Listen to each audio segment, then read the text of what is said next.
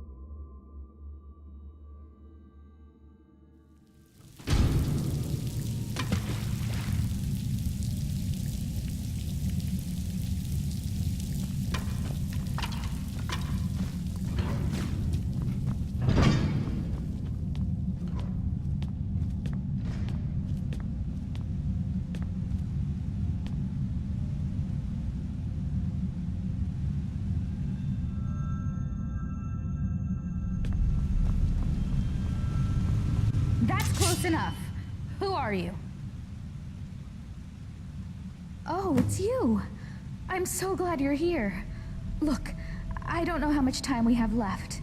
My brother went down this shaft a few days ago, and I'm worried.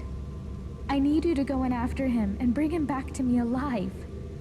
It could be dangerous, but if anyone can do it, it's you. Now, are you ready?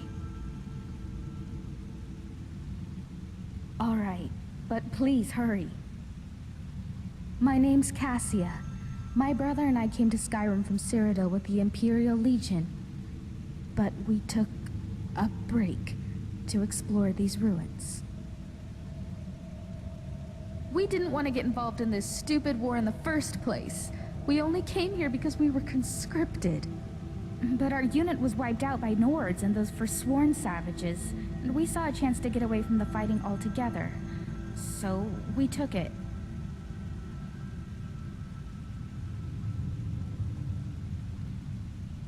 Well, we came here hoping to find something valuable to pay for carriage back to Cyrodiil.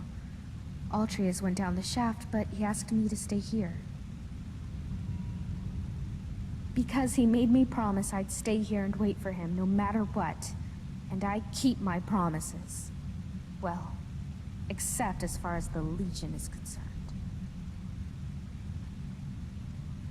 So you ready to go now? I knew I could count on you. Now quickly, go!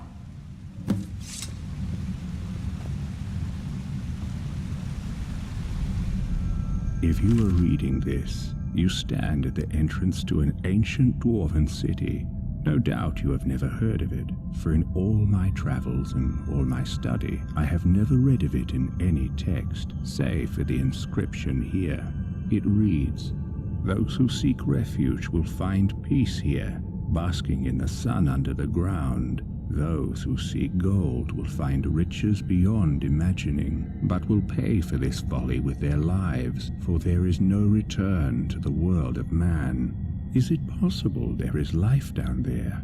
Is it possible the dwarves are still alive after all this time? As I stand here on this precipice, war raging all over Tamriel, my mind is made up. Today I take a leap of faith. Beloved reader, perhaps one day you will join me. Consider this an invitation or a warning.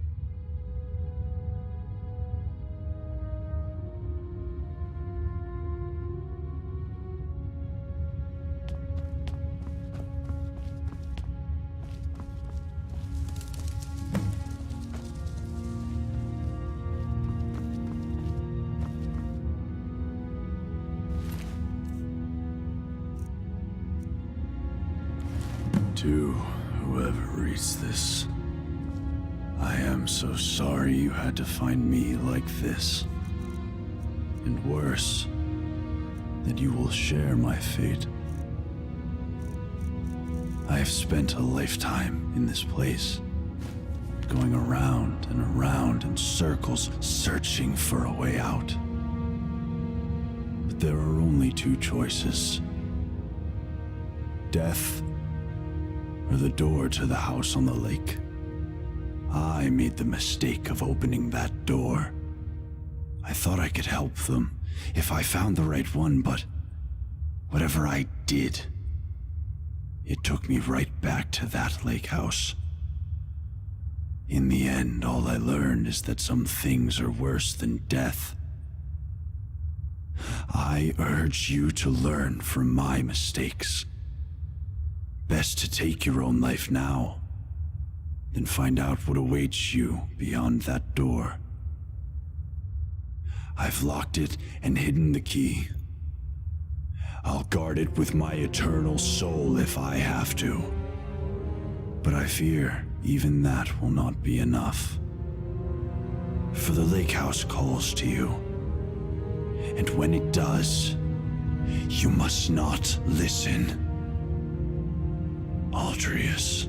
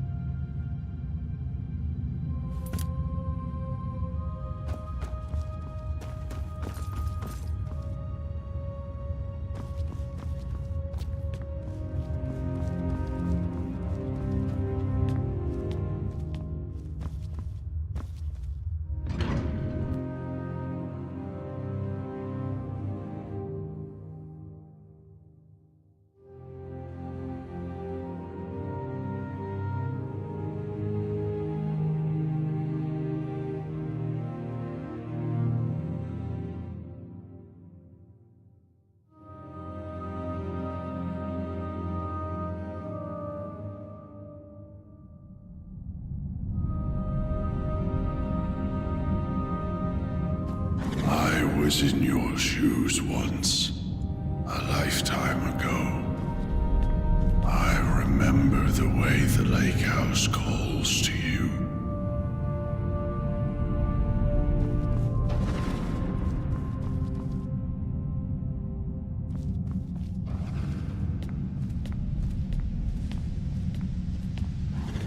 I thought to myself, do I want to die in here alone? Or do I want to open that door?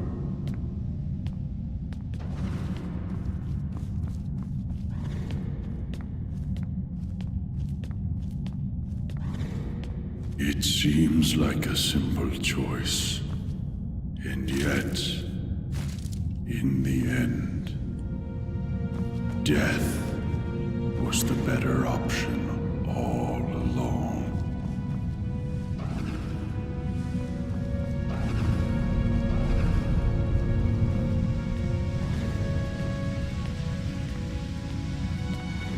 Please understand. I locked the lake house door to stop you from making the same mistake I made.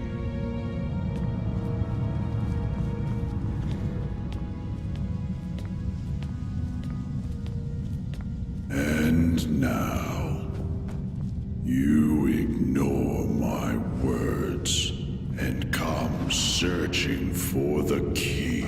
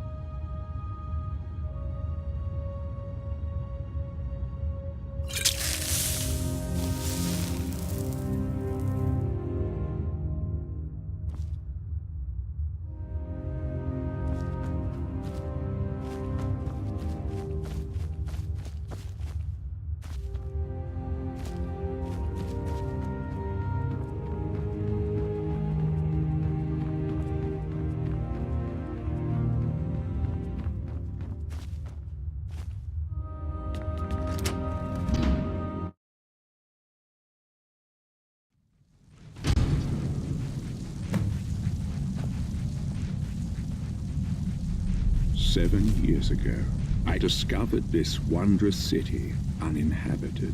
Others soon followed, heeding my invitation, and our community grew and prospered under my rule.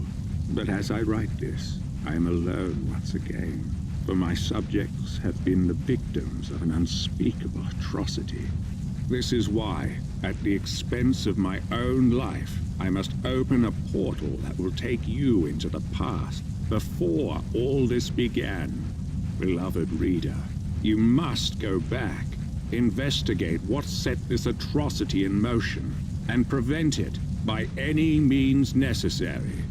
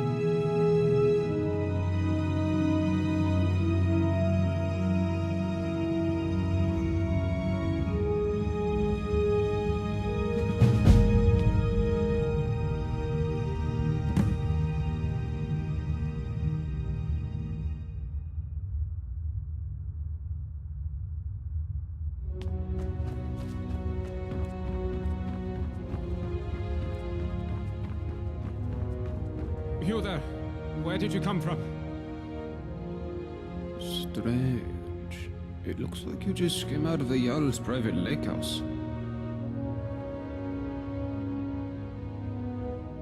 Yeah, well, just make sure you don't get lost in anyone else's home. Live by our laws here, and we'll all get along just fine. Don't hurt anyone. Don't steal anything. Same as anywhere else. Only the punishment here is much, much worse. The Jarl can tell you more and help you get settled in. Might even have some quarters for you. I can take you to him if you like. Follow me.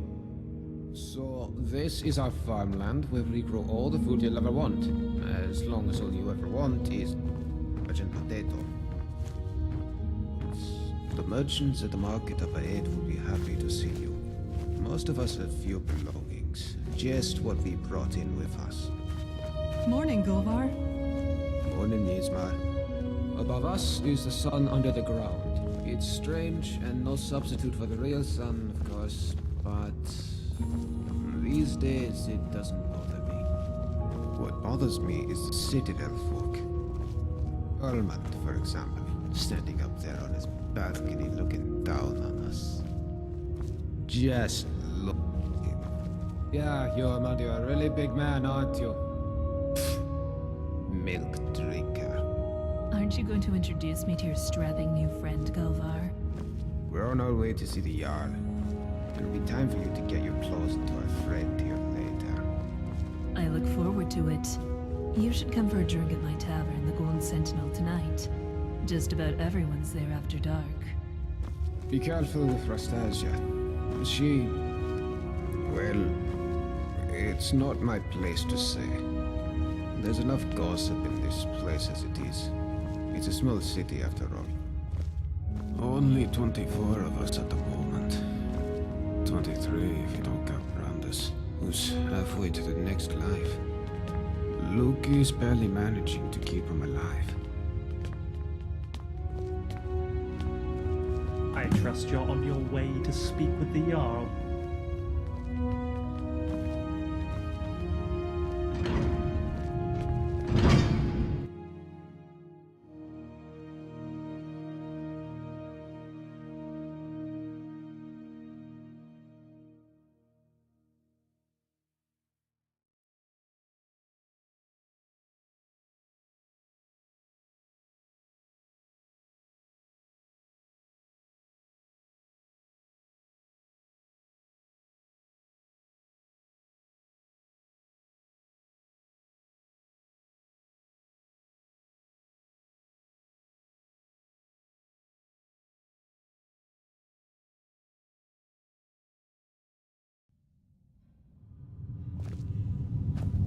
This is the Citadel, where the Jarl and his guest. If you manage to worm your way in with them, you might get to live here too. Gulver, what do you think you're doing? You're meant to be working the Jarl's farm, not trudging dirt into his citadel. Hjormund, take it easy, would you? I was just showing our new friend here to the Jarl. Well, how about you get back to work, and I take our new friend the rest of the way? If you don't work, none of us eat, Gulver. Remember that. How could I forget? Fine, I'll get back to work. It was nice meeting you, my friend. Stop by for a chat anytime you like. I'm sorry about that. That probably sounded a bit harsh, but it's my job to make sure we all have enough to eat. I'm Jormund. Let's head up to the next floor, shall we? Stay close behind me. Wouldn't want you getting lost now, would we?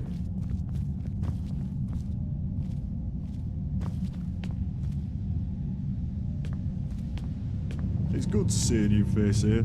Haven't had any new arrivals in a while. Since Marius. But he mostly keeps to himself. Bit secretive, actually. Most people are pretty friendly though, and so they should be. This is Sovngarde in all of Tamriel. No crime, no conflict. Most doors. Even if you could steal something without breaking the dwarves' law, it's not as if you on here.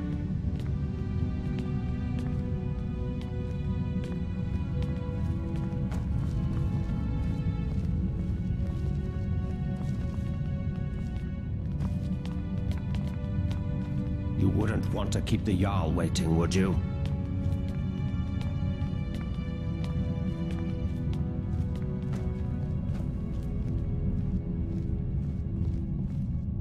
Oh, welcome. I'm Gaia.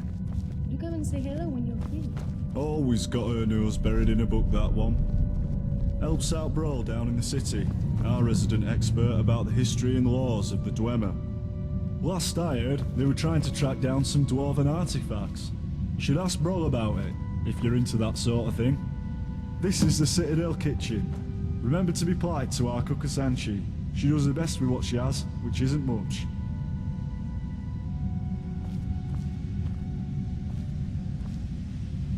Now let's head up to the Jarl's floor.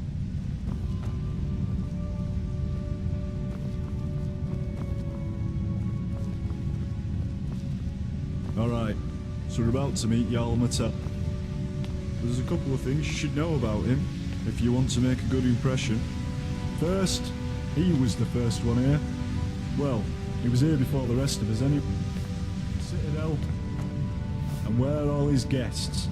Second, he's very protective of this place, and won't tolerate anyone disturbing the peace. So be on your best behaviour, and you should be fine.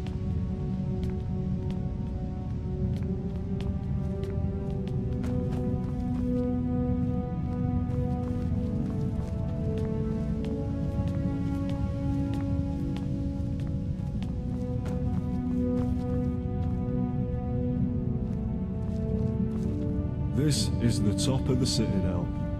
The bathhouse is off limits, and I'm not even sure what's behind the gold door. Only the Jarl has ever gone in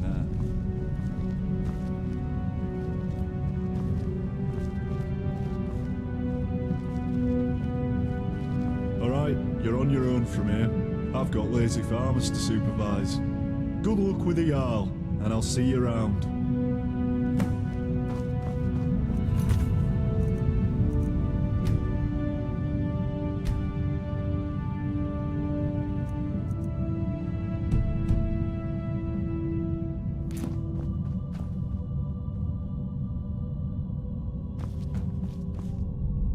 The Jarl's waiting for you on his balcony, on your left. What? Did you say something to me? No use talking to me, young'un. Can't hear a word you're saying. Both me ears went years ago. Still got my one good eye, though. All I need. Used to be a vigilant Ostender till I slipped up.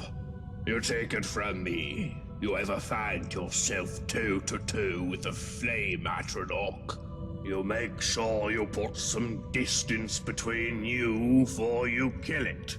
Otherwise, whoosh. Eyes, ears, and hair gone, all at the same time. Still can't hear ya.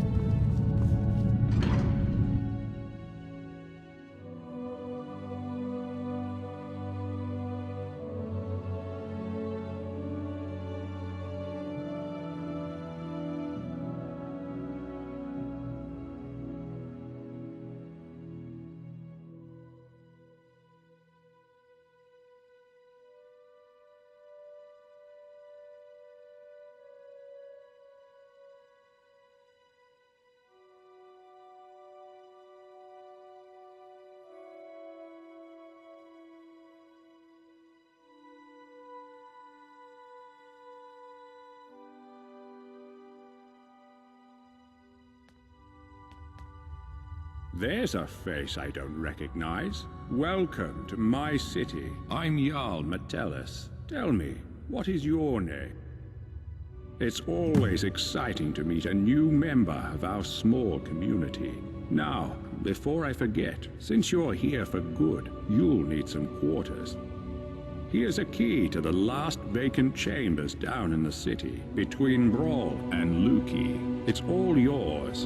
Now tell me, what brings you to my city? I sent you here. I'm not sure what you mean. Well, let's see. This is my handwriting. The victims of an unspeakable atrocity. I will open a portal that will take you into the past. You must go back. This is real, isn't it? I've even toyed with the idea of creating a portal between 2 points in time, with Brawl's help. But that's odd. My letter makes no mention of what caused the disaster. I suppose I was in a hurry. So tell me, what's going to happen to us? That's exactly what I saw when I first discovered this place, several years ago. It seems whatever happened then is going to happen again. I think it has something to do with the dwarves' law. This is bad. This is very, very bad. Yes, you see, the dwarves who built this place left inscriptions. Brawl hasn't been able to fully translate them, but we understand some parts. This warning keeps coming up. The many shall suffer for the sins of the one. We think that breaking the law here will cause some kind of event. The truth is, I've used the dwarves' law to frighten my people into obedience, and it's worked so far. But someone's about to break that law. Let me think. Your arrival here is exactly what I need.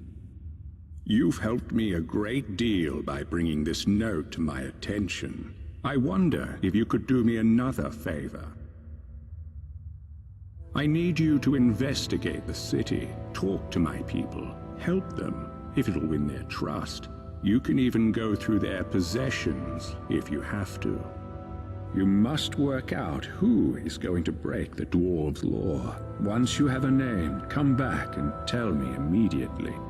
As Jarl, I authorize you to go anywhere you need to go, including private homes. But if someone asks you to leave, you should do so immediately. I can't promise either of those things, but I will certainly do everything within my power to help you once you've helped my people. And of course, if you decide to stay, I would make sure you enjoy a comfortable life here. Now what do you say? Will you help me? Thank you.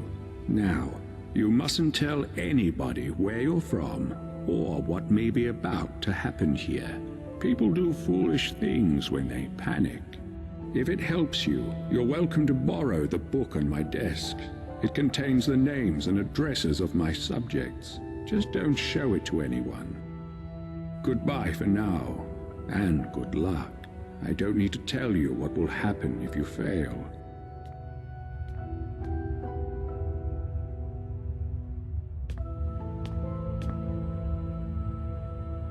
Hello again, my friend.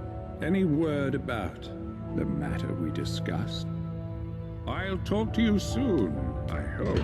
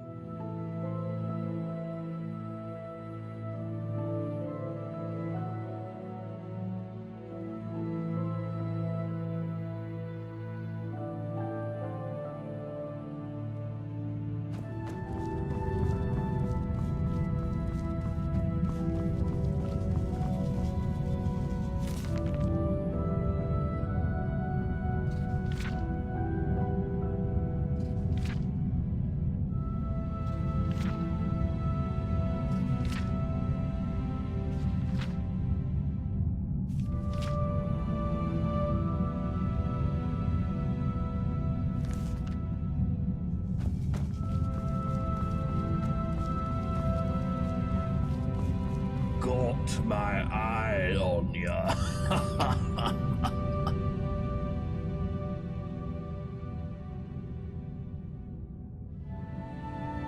Sorry, young'un. No idea what you're saying. Didn't catch a word. And I'll be honest, being deaf ain't half so bad as you'd think. No one bothering you, asking questions. Still can't hear ya.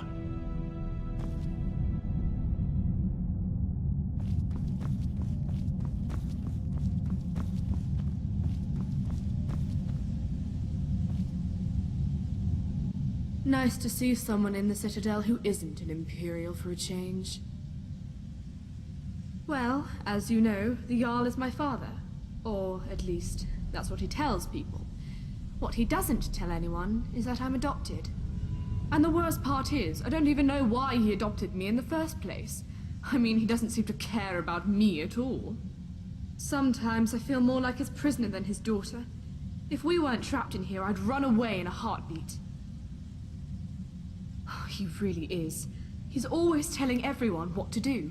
I don't know how everyone puts up with him. Did you know he calls this place his citadel? And he and his friends don't do any work. Everything gets done by the people down in the city. He'll probably try to make you work for him too. But don't just do whatever he says. People around here should really learn to stand up to him.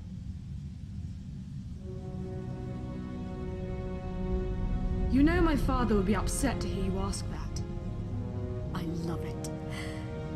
Me, not even allowed out of the Citadel. I'm so bored. Father doesn't want me mixing with the common folk. He's all, why don't you read one of the books Gaia brought you? Books. I'm almost 18. I want to have fun, like normal girls my age. Or do anything to take my mind off where I am. I thought about getting one of those awful Nord tattoos. Father would hate that. But then that bitch Asanchi told me about her skooma habit. I don't want to drink it, oh, but if I get some, I just know I could get that junkie to spill her guts about everyone in this place.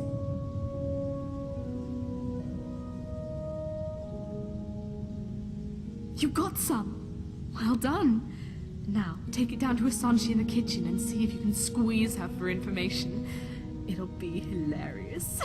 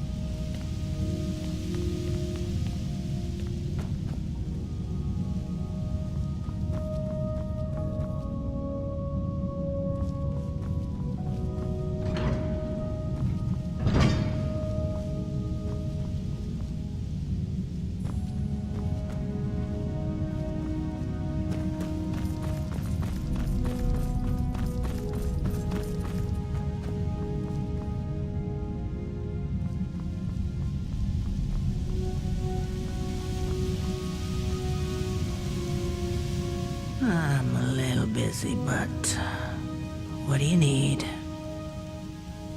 Why, you think if you butter me up, I'll start making food for you too? Forget it. My kitchen's for Citadel residents only. Go make your own food. Well, fine. My story? I'm the Citadel cook. In this life. Not exactly how I thought my life would end up. But it's better than it was on the surface. That. Seems like a long time ago. I had a very easy life for myself in Markarth. Married to a silver merchant. Maybe it was a little too easy. I was bored. A lot. Started looking for something to do. A friend introduced me to skooma. It was fun. For a while. But you know how it goes. I was a living cliche. Lost my husband, my home, my easy life. Then I found myself doing things I'm not proud of. That's when I realized if I couldn't keep myself away from the skooma, I'd have to keep it away from me. So when I found the entrance to this place, I knew what I had to do. Haven't touched the stuff since. Still get the cravings. Sometimes I'd kill for one last bottle. But no point in thinking about it down here. Right.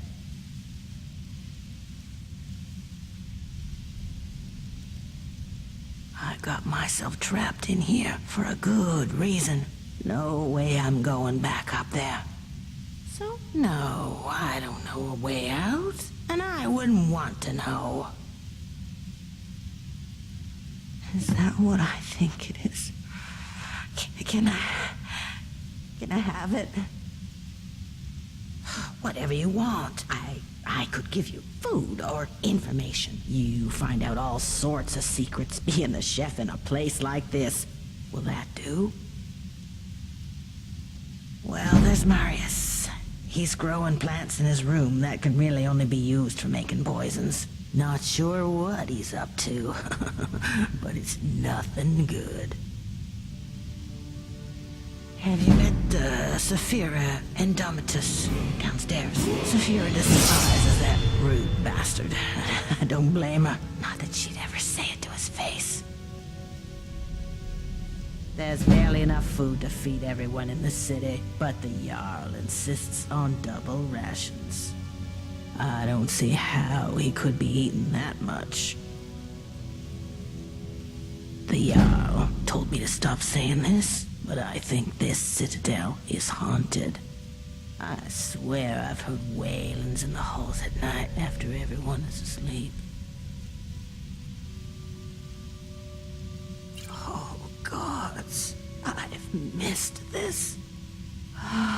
So good. Oh, my God, that's good.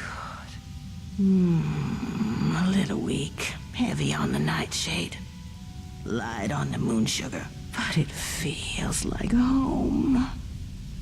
Thank you. This'll be our little secret, right? Ooh, now, I'd better finish up in the kitchen before the hallucinations really kick in.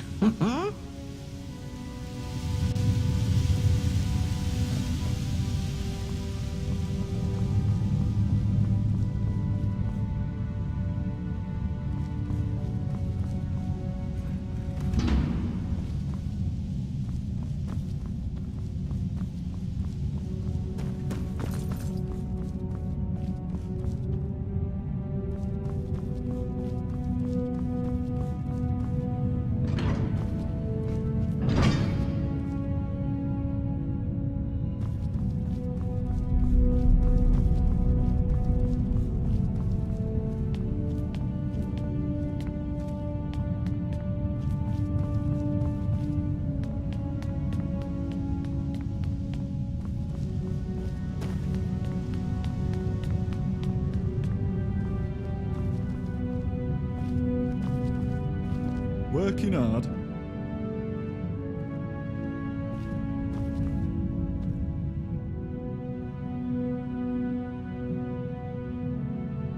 My story? Well, I'm from Markarth originally. Started working at Kolskegga Mines as a lad, and after a while, the Silverbloods made me foreman. I was doing pretty well for myself, until somebody decided to knock me down the shaft into this place. I had a wife and son. Still up there, I suppose, though they probably think I'm long gone. But chin up, right? Meanwhile, I'm stuck down here, supervising workers to earn me keep, waiting for the day that I can get out of here and back to my life in Markarth.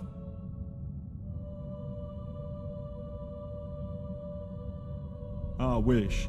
Seems like dwarves designed this place to keep folk in, but the only thing that keeps me sane is thinking there has to be a way out. Well, I'd be lying if I said they're happy, but I'd also be lying if I said I cared. They're decent people and all, but they seem to have an hard time grasping that somebody around here's got to work the farms, or we all starve. Gulver's the worst of the lot. Seems like a decent man at first, but he's got a temper on him. Once he told me he killed a man before he came here. He'll tell you, if you ask him. Of course, down here with the dwarves law, a bad temper could land us all in a lot of trouble. I'd keep an eye on that one, if I were you. Alright, well, I'll see you around.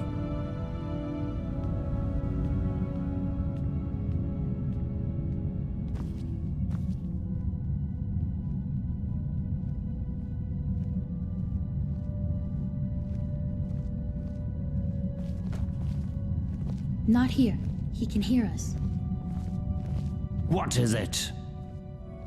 I'm sorry, what's my story? What in oblivion is your story? How dare you come in here like you own the place and expect me to explain myself to you?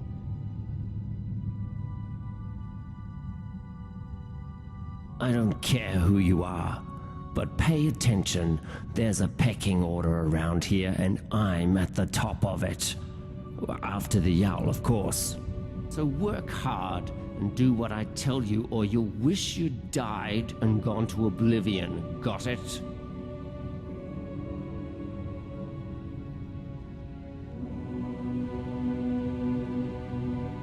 That's more like it. Now that you know your place, you're going to do something for me.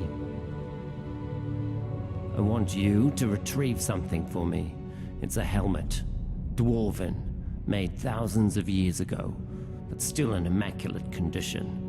One of those vigilants of Stendar had it with him when he went down into the old mine tunnels over by the lake. He never came out. I want you to go down there and bring it back. Now, do you have any questions? Because the Jarl boarded up the door to the tunnels and told us not to go down there, and I value my good standing with the Jarl. Now there's a good peasant. Go on now, and don't you show your face in the citadel again without it, you understand?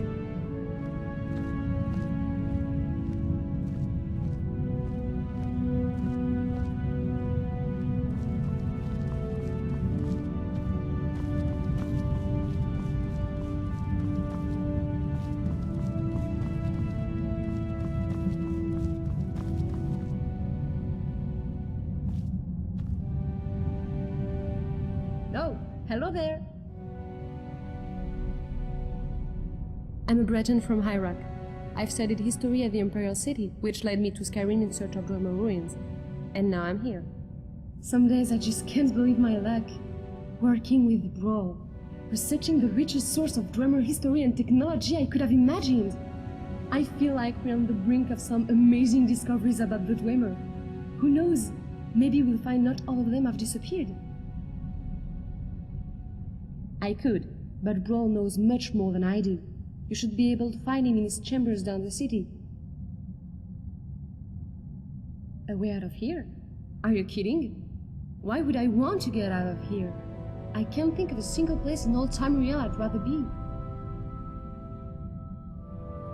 Now that you mentioned it, I do. I need you to get something for me, and it won't be easy. I've tried everything I can think of, and still nothing. There's a big Nord living down in the city called Rikus. You may have seen him walking around in an immaculate example of dwarven armor. I need that armor. It's the only one like it, and I believe it to be crucial in unlocking the secret of this place.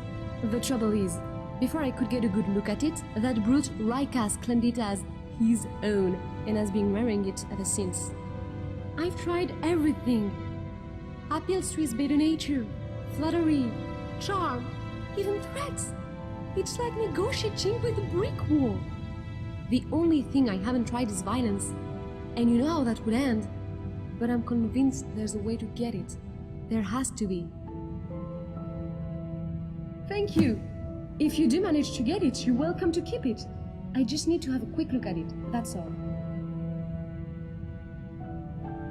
That's fine. I've got a lot of reading to do if I'm going to know half as much as Brawl one day.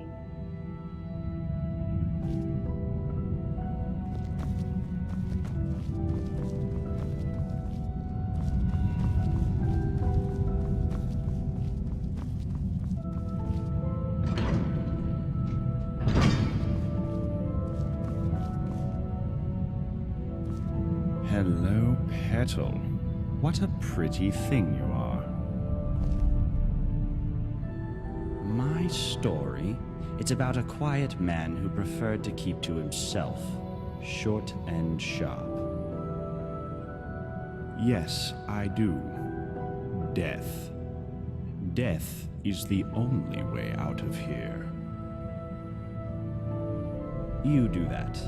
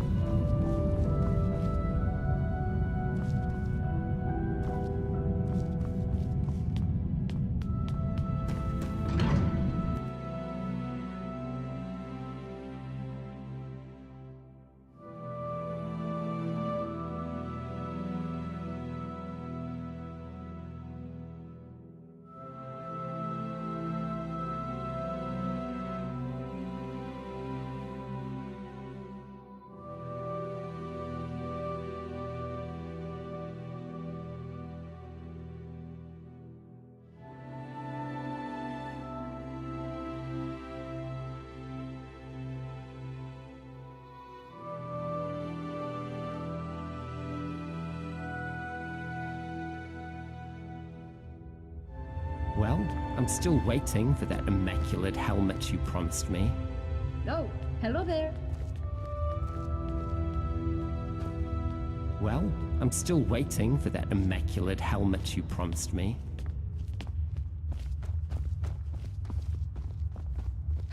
Help! There's a looter coming into the city. I saw a man come down the shaft, but he was armed and he looked like a looter. If he makes it into the city and starts attacking people, he'll break the dwarves' law, and who knows what will happen. You have to stop him. Everybody, go home and lock your doors.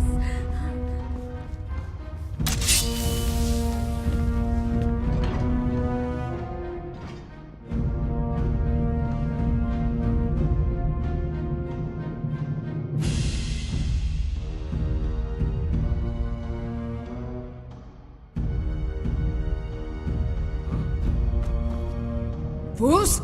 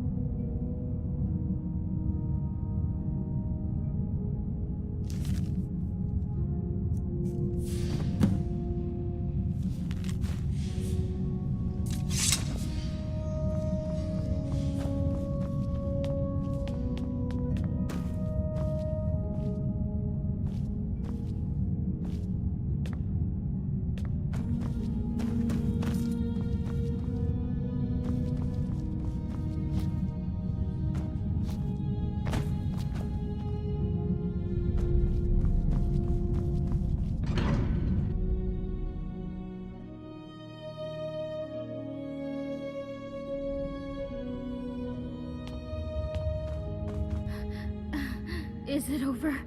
Is it safe? Oh, thank the gods. What a relief. We're so lucky that you arrived in time to stop them. I'll be sure to tell everyone what you've done for us. Thank you so much. If there's ever anything my husband Tabik and I can do to help you, just ask. Quintus? No, there's no one by that name here. But if you're looking for an Imperial, I'd check the Citadel. That place is crawling with Imperials.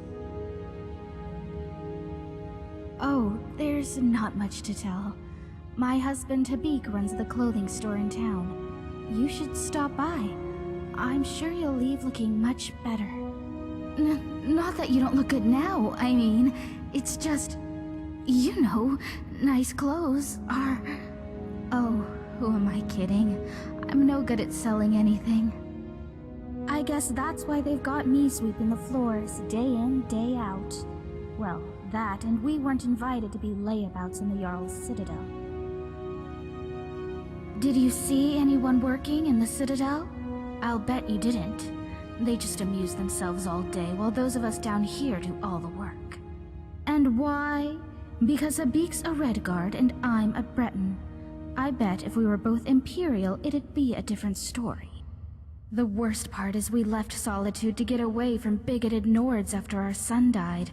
But here the Imperials are even worse. Of course. Oh. No offense, but I'd rather not talk about it. Too many painful memories. And besides, there are enough sad stories around this place as it is. But if you're interested, you can talk to my husband, Habik, in his shop, Firefly Finery.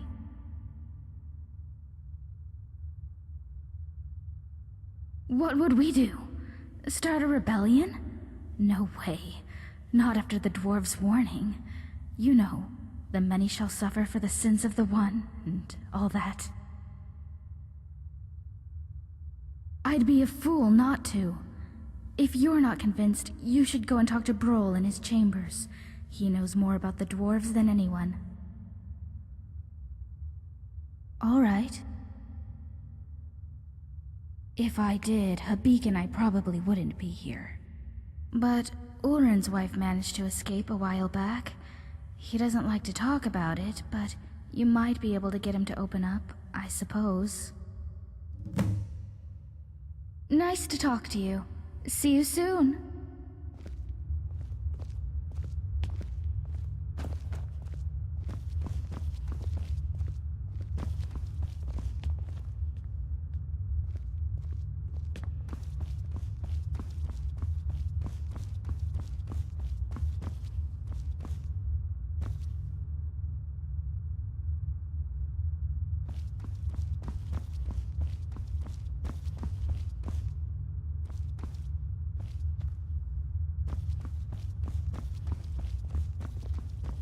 Heard you got to kill those looters. Wish I could have joined you. I haven't been allowed to fight in years.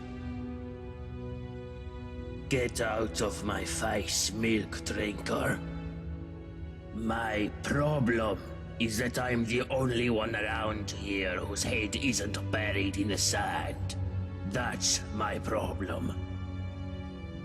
I mean, everyone acts like nothing's wrong, but we're one stupid mistake away from being wiped out, like the last lot of people who lived here. Seems like I'm the only one ready for what's coming, whatever that is. And when it hits, it's every man for himself. You've been warned. I don't know. But did you ever get the feeling these statues are watching us? Like they're waiting for something? I don't like it.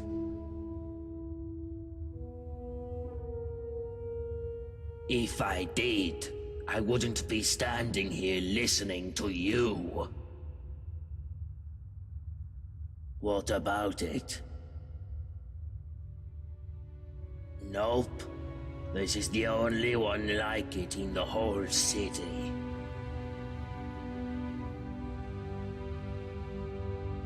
It's not for sale.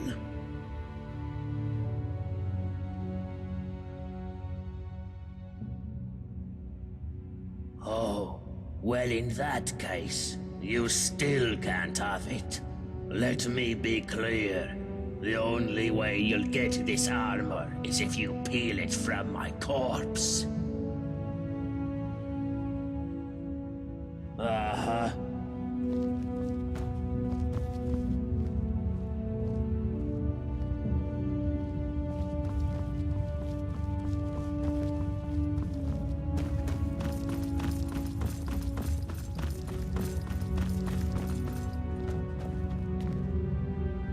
Just out for an evening stroll. Not a soul stirring. Quiet as the grave. Quintus, my name is Marius. You must have the wrong person. And perhaps you're not as stupid as you look. Well done, you found me. Now, what do you want? My family? Ha! The Dark Brotherhood likes to use terms like family, but they don't know the meaning of the word. They're still holding a grudge because I left them, you see. They don't like it when people leave them. It makes them look ineffectual. Say, do you happen to know whether anyone else knows I'm here? That is excellent news. Hopefully it will be the last we hear of them. Now, what's it going to take for you to keep this quiet, Oh, how noble of you. I've admitted it. I worked for the Dark Brotherhood, and I was very good at what I did. But I'm quite comfortable here, as you can see. What would be my motivation to kill anyone now? I'd need some kind of death wish. Now, was there something else you wanted to ask me? Or can I get back to enjoying my retirement? You do that.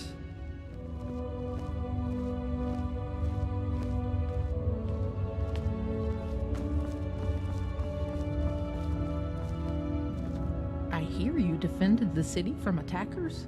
Well, aren't you making friends quickly? Thank you. I'm glad you came when you did. Oh my, it's very nice of you to take an interest in my life, dear. But you don't need to humor an old woman. Really? Well, you're the first person in the city to say that. Well, let's see. These days I mostly just sweep the streets here, keep them clean. Cleanliness is next to godliness, or so they say. It's not very inspiring, as you can imagine, but the alternative is to wind up like poor Dooley. Oh, you haven't met him yet? Don't worry, I'm sure he'll introduce himself to you sooner or later. He's homeless. He lives in a cave by the lake. I feel sorry for him. I think most of us do. But ever since his brother died, he's been obsessing over some long-lost treasure. The Jarl decided because he can't work, he doesn't deserve to live in a house like the rest of us. So he lives in a tent in a cave of sorts. But don't let him drag you into it. I'm quite sure it's imaginary. A great loss can do terrible things to a person's mind. Well, anyway, that's about all there is about me to tell, I'm afraid. I'm not very interesting. Well, the most important thing in my life is prayer. So let me ask you, have you found room in your heart for Mara, the Mother Goddess? Yes, of course, dear. Don't worry, I get that reaction a lot. Perhaps I'll see you later.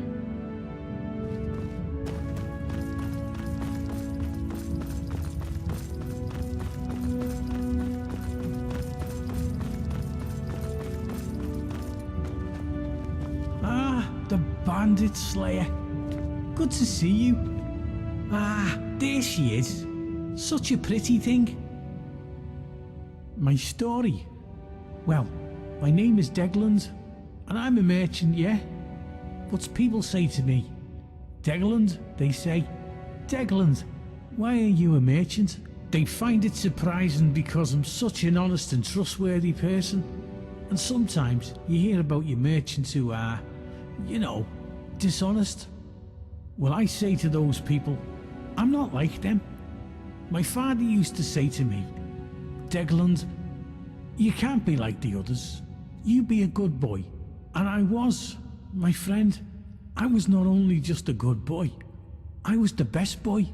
The best boy now and the best merchant with the best prices for you. My friend, you're in luck. I actually do, but let's keep it down, eh? Don't want anyone else to hear, do we? But I'll be honest with you, my friend. I'm looking after you. There's a bit of a catch. See, it's only gonna work for one person, yeah? I've been keeping it to myself, you know, thinking maybe I'll need it myself one day. But I'm a reasonable guy, yeah? I reckon I could be, what's the word, persuaded? Persuaded to give it away for, say, 1,000 gold coins? My friend, I can tell you it involves magic. Very special and very rare magic. But I shouldn't say any more than that. I need to eat, you know. Well, I like you, so I'm gonna be honest with you. Business here, it's hard, you know. Really hard. I'm doing it tough, yeah? And if I don't have the coin to pay the Jarl, then I lose my shop. I'm out in the cold. I have no money and no food, yeah? What I'm saying is, I need the money, my friend. That's all I need. Oh, good choice, my friend. You won't regret it. Oh, and if you do, no refunds. Not that it'll matter, because you'll be out of here in no time. And here it is. It's called an elixir of acrobatics. I got it from an alchemist in Morrowind years ago, and I've kept it with me just in case. And now it's all yours. Once you drink it, you'll be able to jump like a skeever on skooma. You should be able to leap up to the shaft at the entrance. Now go, my friend. Get out of here and be free.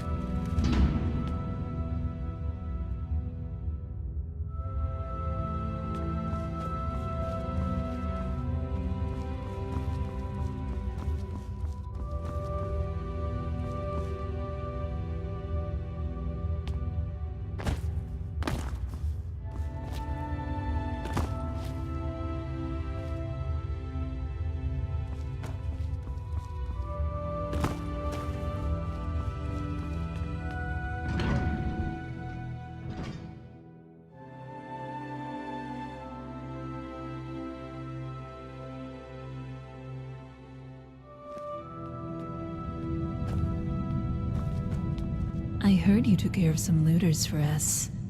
If only there was something I could do to thank you. Let me know if you think of anything.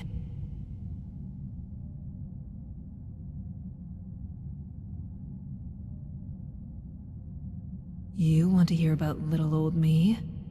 Aren't you adorable? But wouldn't you rather hear what I know about everyone else around here? Go on. Ask me. Did you know there are tunnels running all the way under the city? Last one to go down there was Brandis, and it sent him to his deathbed. Have you seen Rygus walking around in that shiny armor of his all paranoid, like those dwarven statues are going to spring to life any minute? There's something creepy about Marius up in the Citadel. Plus, he never comes down to the tavern. And you just can't trust a man who doesn't drink. Did you know that beautiful palace above the lake is sealed? Brawl says the last person to go in there locked it behind him. I wonder what's in there. Nobody here locks their door, except the Jarl. I hear there's a locked room on the top floor of the Citadel, but nobody's seen what's inside. Did you notice the big crack in the floor near the city gate? They say some poor fool fell to his death trying to scale the front of the Citadel. Only one way out of this city, and that's through the bottom of a mug of moonshine, if you get me. Solve all your problems. At least for a while. But then again, some folks will overdo it. Ulrin, the Dunmer fellow, can't miss him, hit the drinks pretty hard after his wife, Maisie, disappeared. Just sits there, night after night. Poor guy. Wish I knew what happened to her. Caught lots of people talking, but nobody seems to know anything. Odd. Oh, so soon? Well, you know where to find me, honey.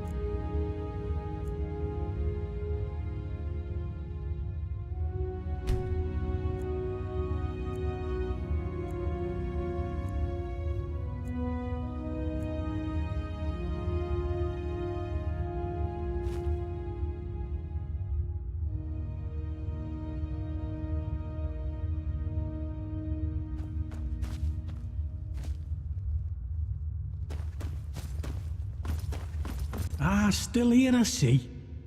Did you drink your elixir yet? I'm not surprised. It was just potato moonshine and a glob of spit for good measure. But don't be too hard on yourself. You're not the first sucker to fall for that old trick, and you won't be the last. Pfft. Looks like the dwarfs weren't too concerned about... what's the word? Enterprises, like mine, when they wrote their law. Tough luck, eh? I already told you, no refunds. It's my gold now, and there's nothing you can do about it. Gotta remember the dwarf's law, eh?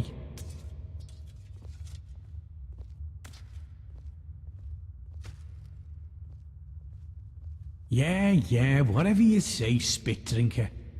Now go on, get lost. What do you want?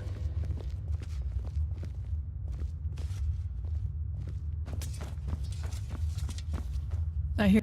Hello, neighbor. My story? Oh, not much to tell, love. I just work the land, make sure we've got enough food for everyone. Can't afford to run out here, you know? It's hard work. Probably harder than being Jarl, but I don't mind it. Keeps me active as I'm getting on a bit. And I sleep soundly every night. No, love. I don't think he works hard at all. And I'd say the same to his face if I ever saw him. But he's always hiding up there in his citadel, doing... You know what? I'm not even sure what he does. I know he doesn't keep order. We've got the dwarves' law for that. But live and let live, I say. Long as I have a roof over my head and food on my table, and good neighbors like Gulvar, I can't complain. Oh, come on, love. It's not that bad, is it? You've only just arrived. Why not give the place a chance before you go looking for a way out? That's more like it. Love you seeing you around, love.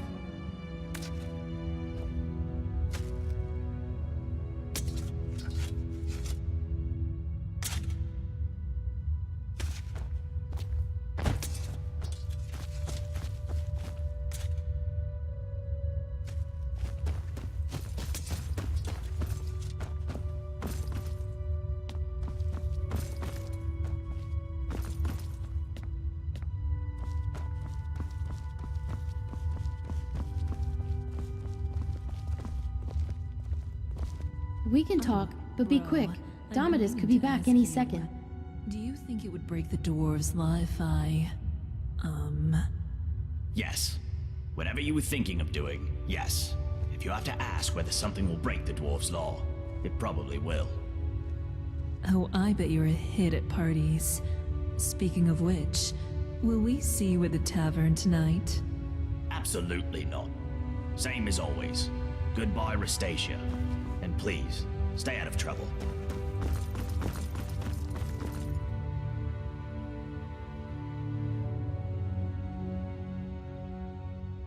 Because he's incredibly nasty when he gets angry, and if he saw us speaking, he'd be furious.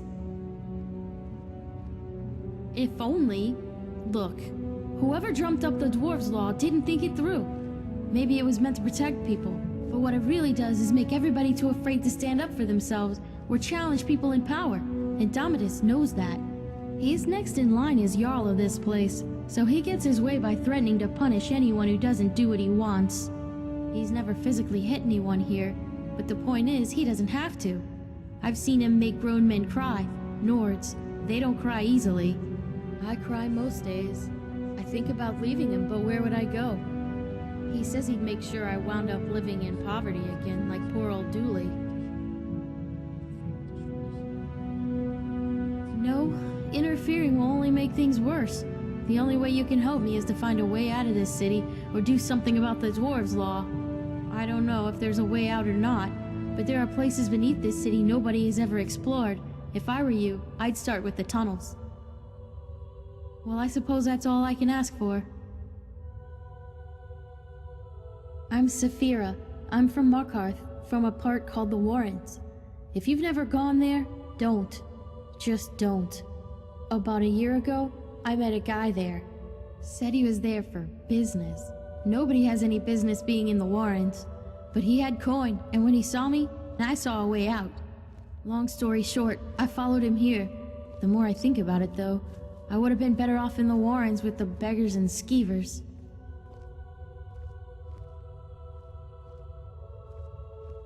Alright, but we never had this chat, okay?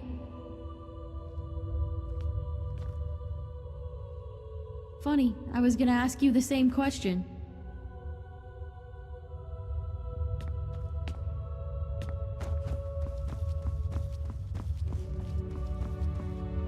Oh, a new person. Well, welcome to our city, or whatever it is the Jarl tells us to say. I'm Luki. I'm what passes for an alchemist and healer around here. I'll be honest, I don't much care for dealing with people, or healing them, but I wouldn't trust anyone else around here with the responsibility, and I guess somebody's gotta do it, right? Oh, don't get me wrong, it's not that I don't like my neighbors. I don't like anyone. Stupid, untrustworthy, selfish, ugly creatures we humans are. But you know what? At least down here, people are on their best behavior most of the time, what with the dwarves' law and all. I mean, people are still bastards, but at least they have to be discreet about it. Nobody's openly violent, and nobody's ever stolen anything from me. There isn't one. This place is like a firefly trap. One way in, no way out. Could be worse, though. You could be living in bloody Skyrim. Ah, yes. Poor Brandis. I've been doing my best to keep the poor fool alive. What of him?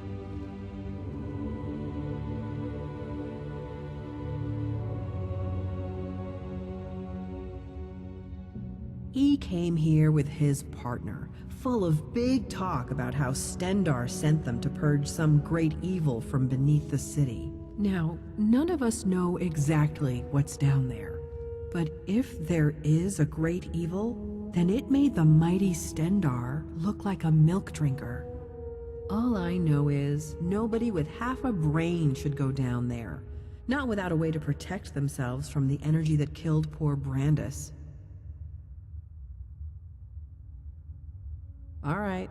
See you soon, neighbor.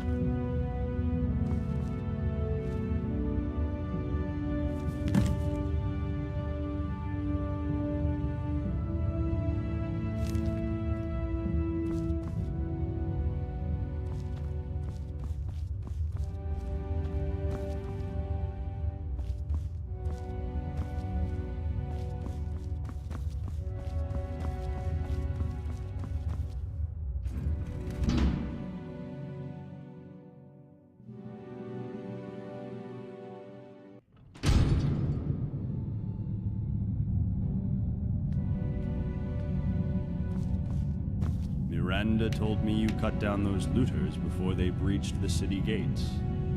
Well done, my friend. Well done. Welcome to Firefly Finery.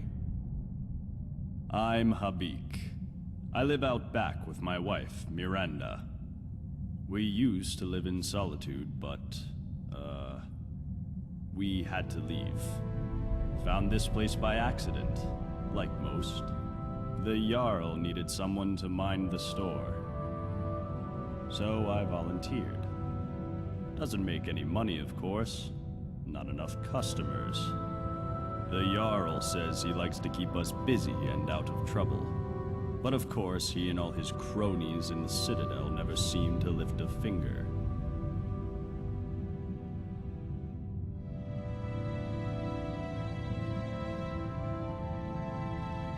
Our son was working at my stables outside the city. He was alone when he had a visit from some Imperial, a cousin of the High King. This Imperial thought he'd just take one of the horses as a tithe. Guess he didn't think a 12-year-old boy was going to stop him. But Limar wouldn't stand for it. And as the thief rode off, my son managed to shoot an arrow into his shoulder. But I wasn't there at the time. I came back from the market to find my son's body, trampled in the dirt. It was... I can't begin to describe it. I was shattered.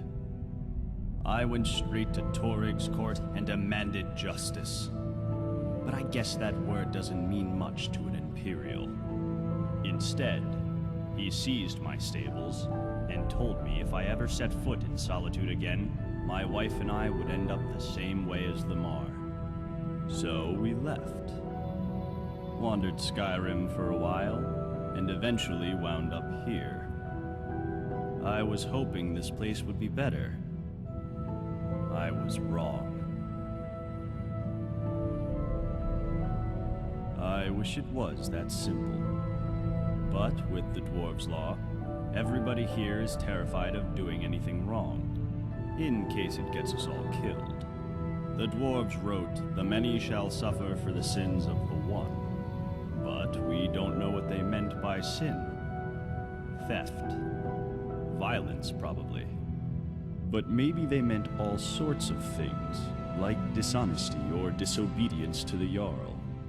That's what Metellus would like us to think, anyway. So I could ignore his orders. Sure. I could even lead an uprising against him. Gods know most of us are sick of him, but I'd be risking the lives of everyone here, and I just don't want to be responsible for that. So here I am, running my shop. Could be worse. Don't be a fool. That sort of dangerous talk could get us all killed. If you don't believe me, go and talk to Broll. Dunmer fellow. Can't miss him. All right. Ah, you saw my notice then. What about it? Thank you. The ring belonged to my son, Limar. He wore it everywhere. He told me it was a gift from a strange wood elf he met in the forest once. It was the only thing I had to remind me of him. But a while ago, I dropped it down the stairs in my shop, and it rolled under a door at the bottom. The trouble is, I've never been able to unlock the door, or work out what's down there. But I'm sure it's possible, because I hear noises down there. So I'll bet that somebody, somewhere in the city, knows a way down there. And who knows what else you'll find once you get in.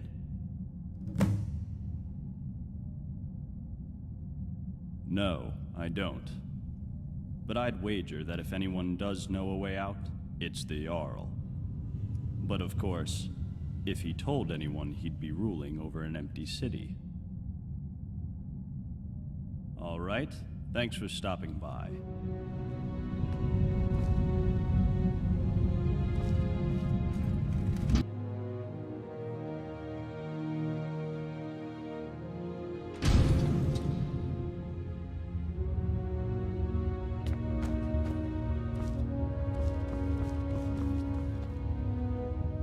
By the 8! I hear you took on a band of marauders by yourself, you buffoon! Next time, come and get me. I'll show 'em what for. Name's Castellus Vitus, military engineer of the Imperial Legion. Out of action right now, but don't worry, I'm still in the service. What about you?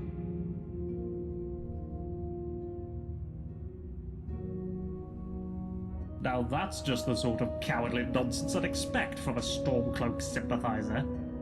Off with you then. Go on. Go bother somebody else.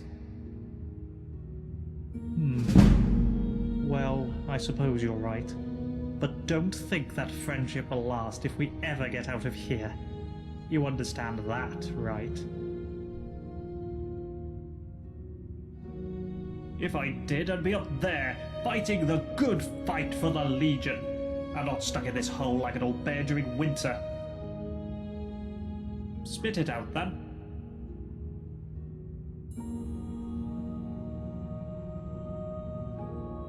Suspicious behavior, you say? Ah, so the Jarl has found a task for you, keeping tabs on us, Don't worry, your secret's safe with me, friend. Well, the Citadel's mainly full of good Imperial stock, so you don't have to worry too much about them. But now that you mention it, lately I've been wondering if the Citadel isn't haunted. Every now and then, mostly late at night, I swear I can hear a woman sobbing. I'll be damned if I know where it's coming from, but it's not Gaia next door, so who could it be but a ghost? Gods know a lot have died in here.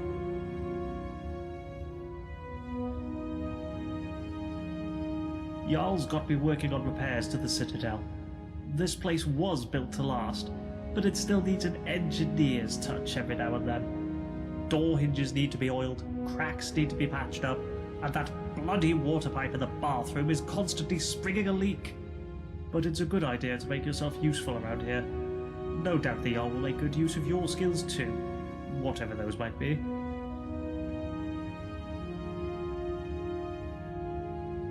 Ah yes, my workshop. Well, of course, as an engineer through and through, I couldn't resist the urge to dismantle some of this dwarven technology. How complicated can it be, I thought. As it turns out, it's extremely complicated. You see these gleaming dwarven busts in every room? Well, I think I know what they are.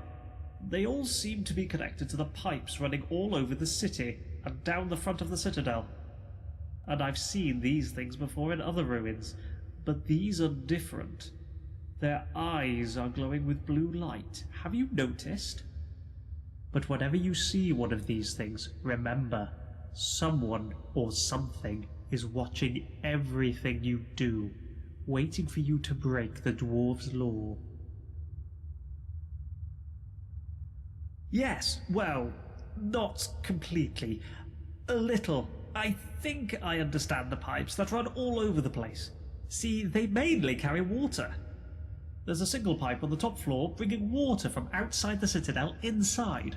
Water then trickles down through each floor to the lake. But that's not all. It seems the water flowing through these pipes causes these gears to rotate. And when that happens, they somehow create light. The dwarves were brilliant engineers. I doubt I could hold a candle to them. Not that I would need to, with all the lights in this place. Right you are.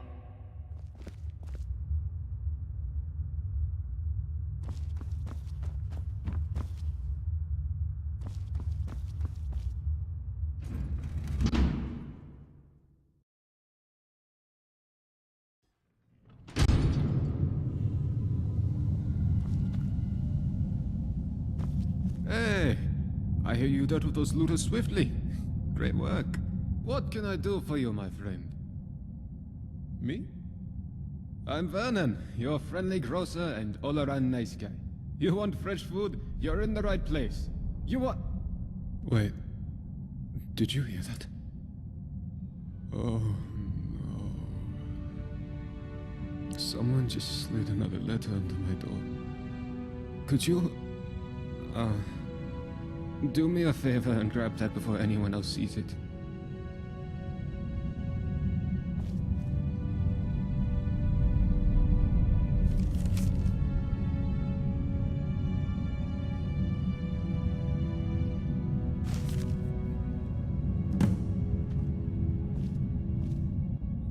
Well, what did it say? Look, I haven't done anything wrong, if that's what you're thinking. It's not as if I'm a vampire or a necromancer or anything. Somebody just has a problem with my preference for male company. Nothing gets by you, does it? Sorry, that was mean of me. Yes, I like men. And when you grow up in Windhelm like I did, you expect a bit of hostility. I saw enough friends attacked and driven away by angry Nords to know the cost of not keeping your personal affairs to yourself. So I hid who I was for... what was it? 20 years? Living in the barracks with a dozen other guardsmen, watching what I said and where I looked. But that kind of fear eats away at you slowly, until living isn't any better than the thing you were afraid of. And that's when I came clean. Needless to say, since I'm now living underground on the opposite corner of Skyrim, my openness didn't go well among the Nords of Windhelm. But at least down here, I get to be who I am. Or at least, I thought that was the case. Perhaps I was wrong.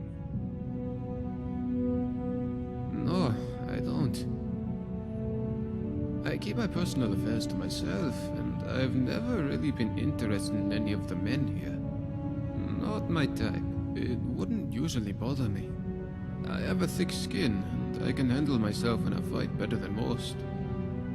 But if these threats keep getting worse, eventually my secret admirer is going to get violent and break the dwarves' laws.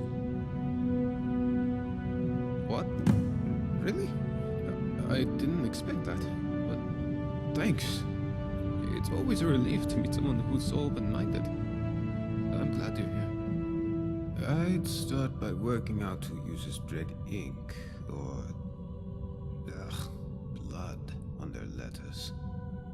Come back and let me know what you find.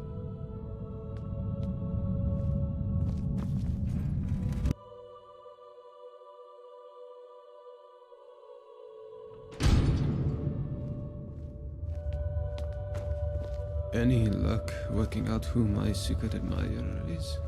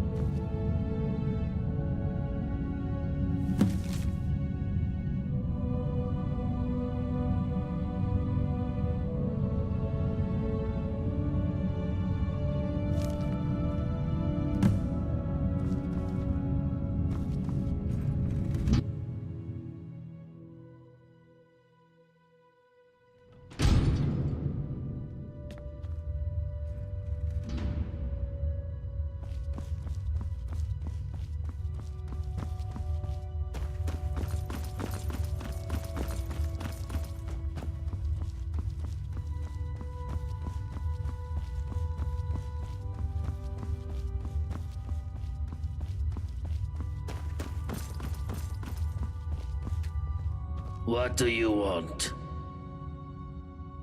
What about it? Buy. Yeah? So what? What are you gonna do about it?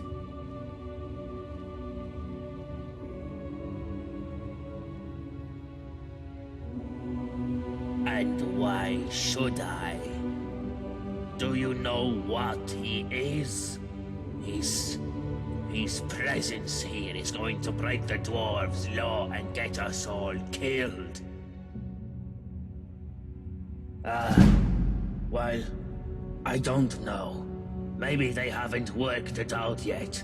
And when they do, we're going to have a problem. Well, I wouldn't get so angry if it wasn't so, you know. No way. I don't. Just look. How about I never bother him again? And we forget we ever had this conversation, alright?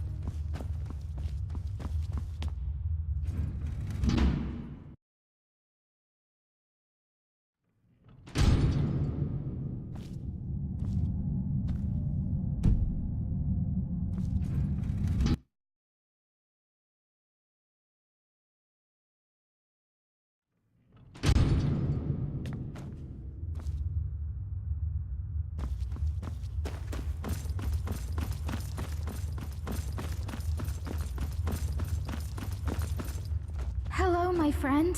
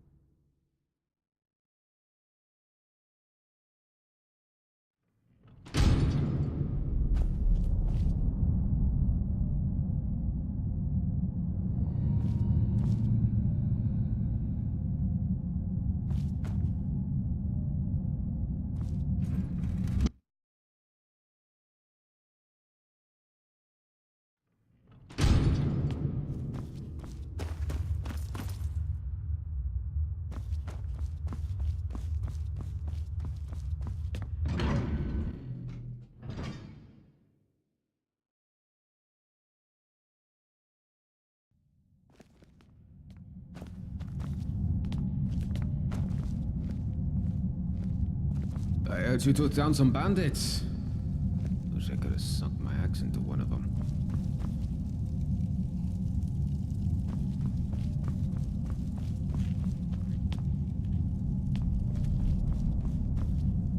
Hello again, my friend.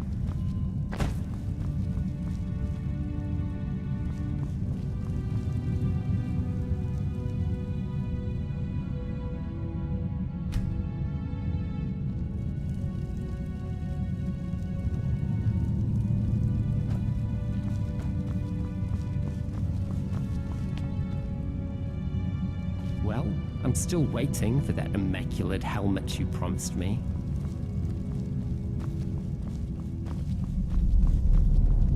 Hello there, young lady. You look nice. Hello there, friend. Well, it's a sad one, but I don't mind telling it. Name's Golvar.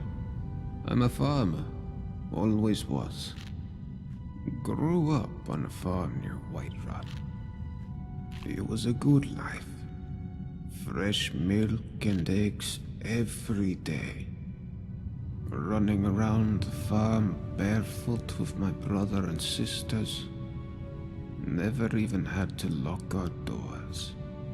One day, when I was about 18, my father and I were carting some produce into the market when we saw a group of strangers in the top field. My father told me to run back to the house and get his axe. So I did. I ran so fast I almost threw up. But by the time I got back, it was too late. I found him dead by the side of the road. The cart and all our produce was gone. That was the first time I learned about bandits. My mother passed soon after, and I took over the farm. Now I'm as good a farmer as any, and better than most, but things went downhill from there. The raiding started before long. I'd come outside at dawn and find a few chickens missing. Next it was a cow, then 2 cows.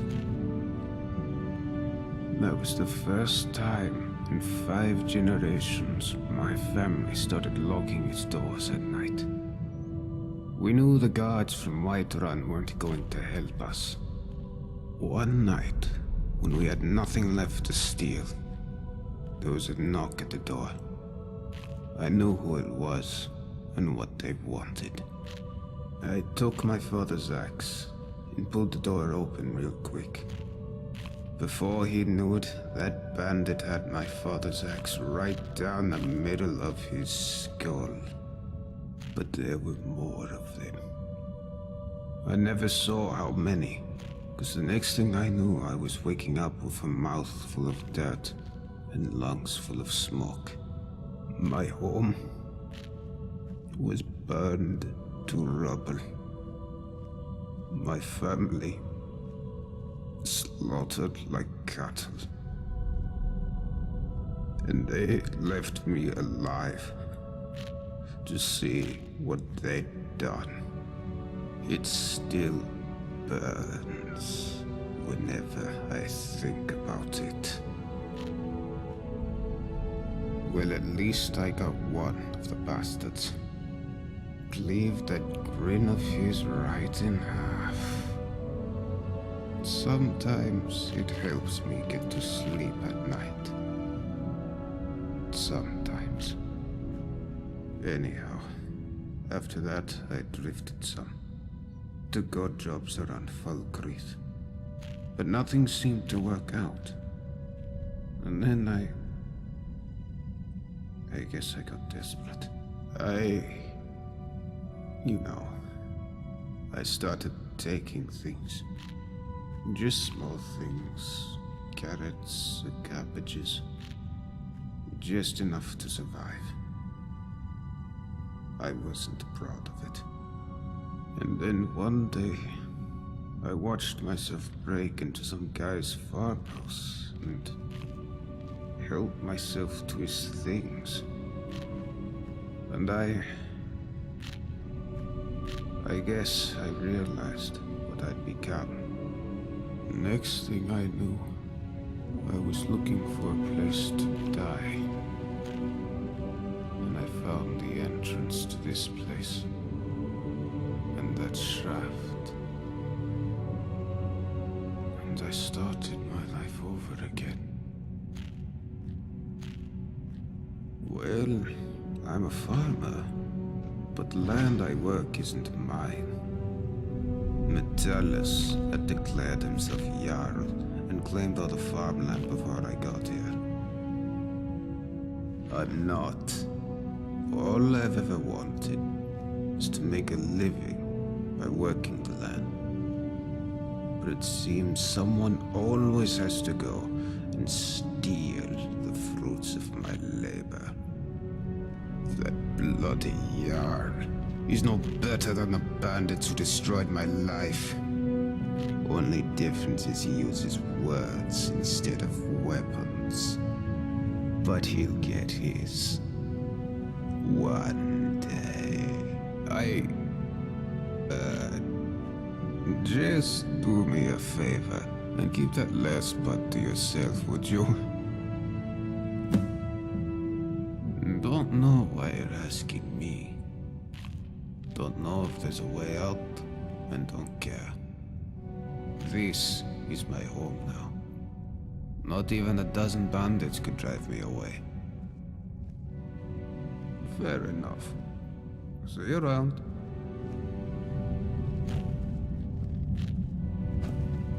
Hello there, friend. Ah, still here, I see. Did you drink your elixir yet?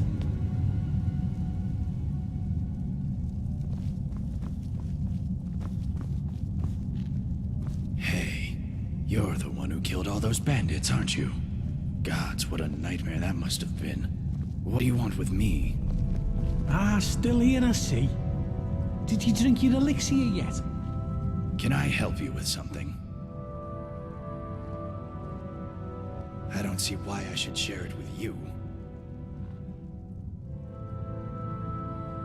So my wife disappears a couple of weeks ago, and now everybody thinks I know a way out of here. I wish you idiots would just leave me alone. Well, she's not here anymore. That's all I know. How should I know where she went? I woke up one morning and she was just gone. Didn't say goodbye, didn't take anything with her. And now you people won't stop harassing me, judging me, asking me questions like you think I had something to do with it. Well, I didn't. And nobody cares that I've lost my wife. They just love a bit of scandal, or to find out how they can get out of here too. You're all animals. I swear I didn't hurt her. I would never. I love her. And if I'd known she was leaving, I would have gone with her. I honestly don't know anything. I keep going over it in my head. Did someone kill her? Surely that would have broken the dwarves' law. Maybe she went wandering into the underground tunnels, or into the palace, and never found her way out. But why would she leave in the night? Not that it's any of your business, but no, I don't think so. She was loyal, I think. She used to write me love letters. I still have one, somewhere. But even if she'd been seeing someone, she couldn't have kept it a secret in a place this small. Rustacia would have known about it for sure.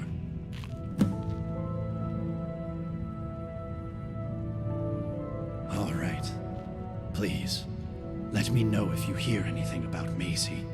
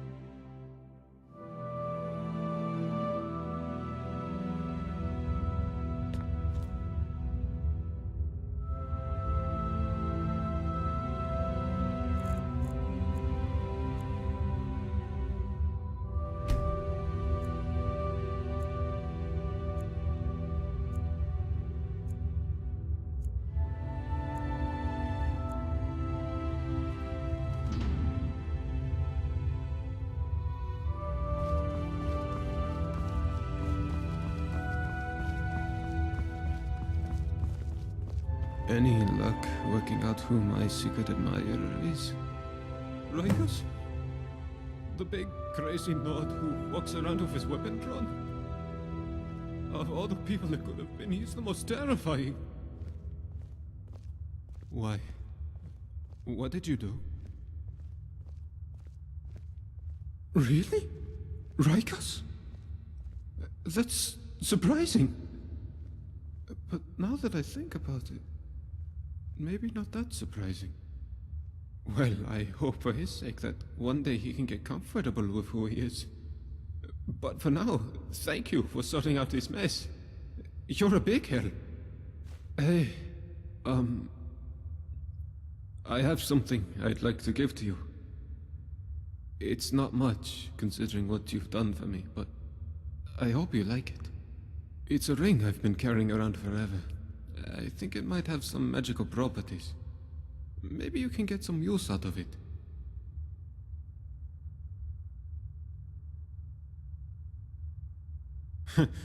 You wouldn't believe how often the new ones ask that question. But I'll tell you the same thing I tell everyone else. There are much worse places to live out your days. You might have a few sleepless nights thinking about the dwarves' law. But once you get used to the fear, knowing that a single slip-up could cost you everything, it's not too bad. Nothing new to me, anyways.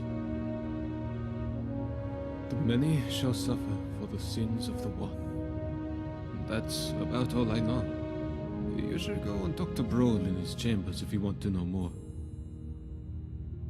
Well, come on back anytime you like.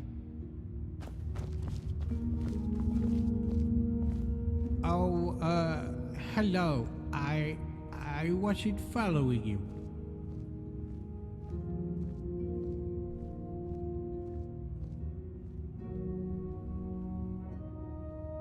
Oh, no, I wasn't. My what? My story? Oh, do you want to hear about me? I'm sorry, but my memory's not very good. I only remember some things. I came here with my brother Horrible. He used to look after me, and he said he always would. But then he died. Now nobody looks after me. I'm not very good at remembering things. Sometimes I forget, so I need help. That's why I need some help finding Haribel's treasure. Well, my brother told me before he died that he had left me something very precious in a secret chest. He hid it away just for me. I've asked the others for help, but they don't help me. The Yard even wrote me this letter, but I'm not very good with words. Here, do you think you can read it for me? Tell me what it says.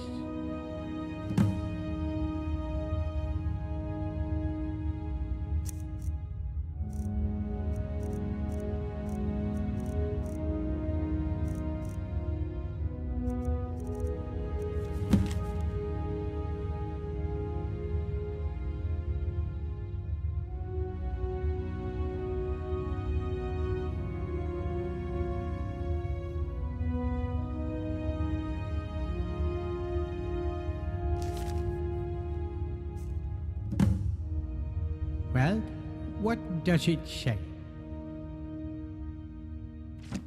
You did? Oh, thank you. What does it say? What? No, that can't be right. My brother, he told me. He told me he left me a fortune. He would lie to me. Why would he lie to me? You'll help me, won't you? You'll help me find it, please.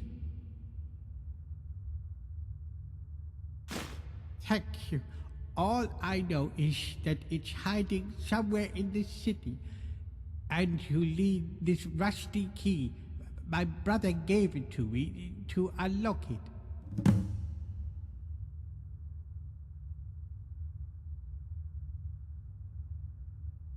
I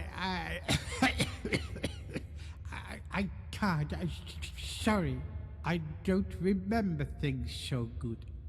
But he said it was hidden under the ground and that I have to hold my breath.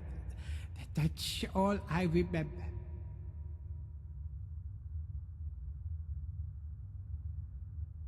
Our way out? Oh, no. I can't leave. I need to find Haribel's treasure first. Oh, all right.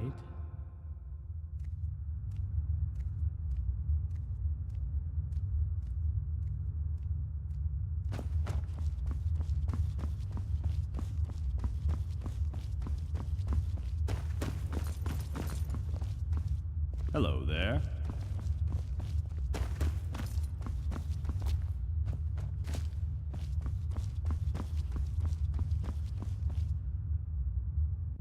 Hello, neighbor.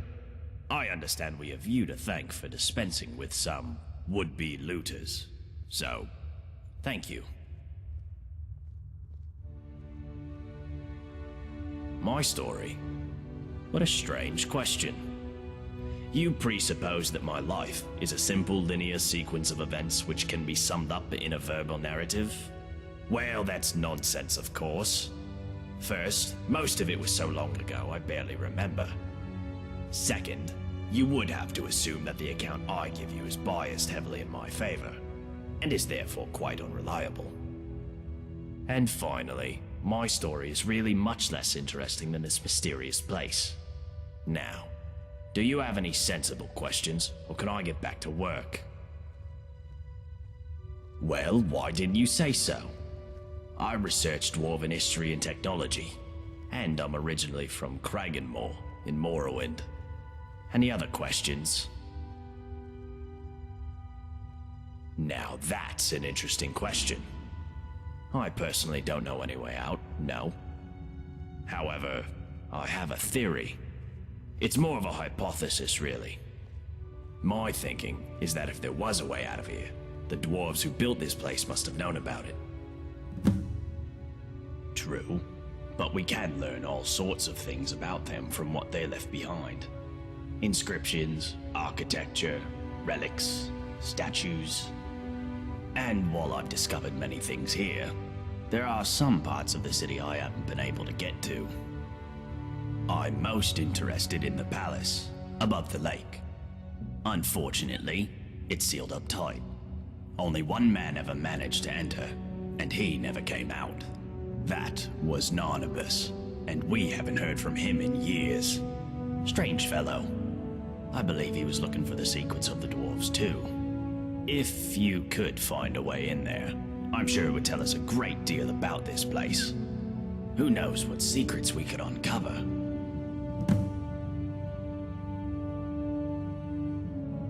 That is the sun under the ground. Or at least that's how it's referred to in the dwarven text we've managed to translate. I must confess, I haven't the faintest idea of how it works. But it seems to be giving us light and allowing us to grow crops, even under the ground. Of course, if it ever stops glowing, for whatever reason, we'll all be in quite a lot of trouble. But don't concern yourself with such dark thoughts. I'm sure we have nothing to worry about.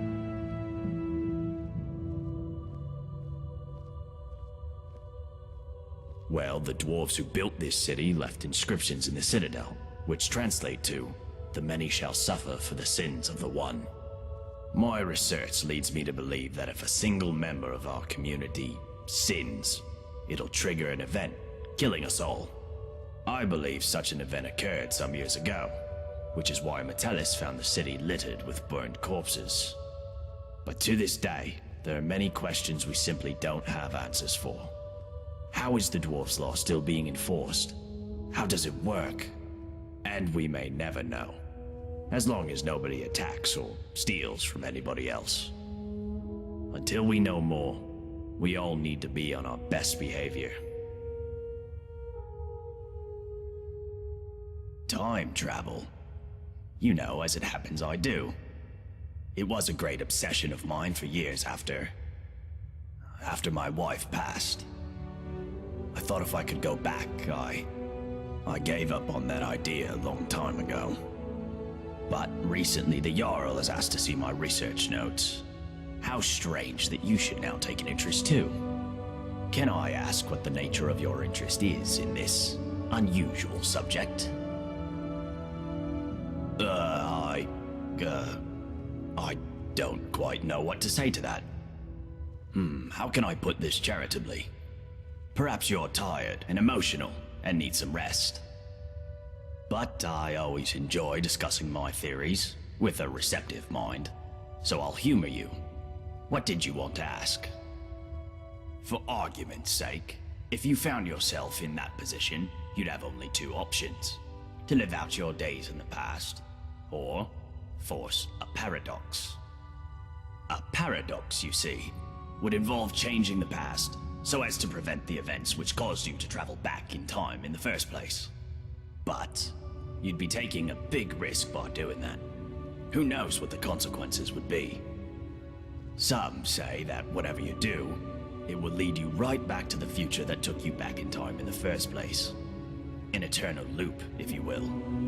But me, I believe that creating a paradox should fling you back to your original time, having changed the past for you and everyone else. Well, let's say for argument's sake that you really have traveled here from the future. You could create a paradox in a few different ways. Essentially, you could do anything that would remove your means or motivation to return to the past. For example, you came here to achieve some goal. Achieving that goal would mean you will never have been motivated to come here. A paradox. Or, if the thing that allowed you to travel back in time is still here, as a past version of itself, you could simply destroy it, I suppose. That would mean, of course, that you will never have been able to travel back in time. Another paradox. But doing so could have terrible consequences. But if you really are from the future, as unlikely as that is, telling me or anybody else what happens next could have disastrous consequences too. I think it's best if we talk about something else. Very well. Come back if you think of any questions about something you discover. So you're the one who killed all those people. Did it make you feel like a big hero? Have you asked yourself who's gonna clean up all your mess?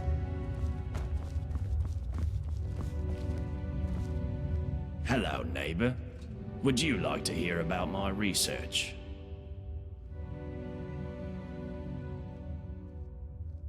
Time travel. You know, as it happens, I do. It was a great obsession of mine for years after my wife passed.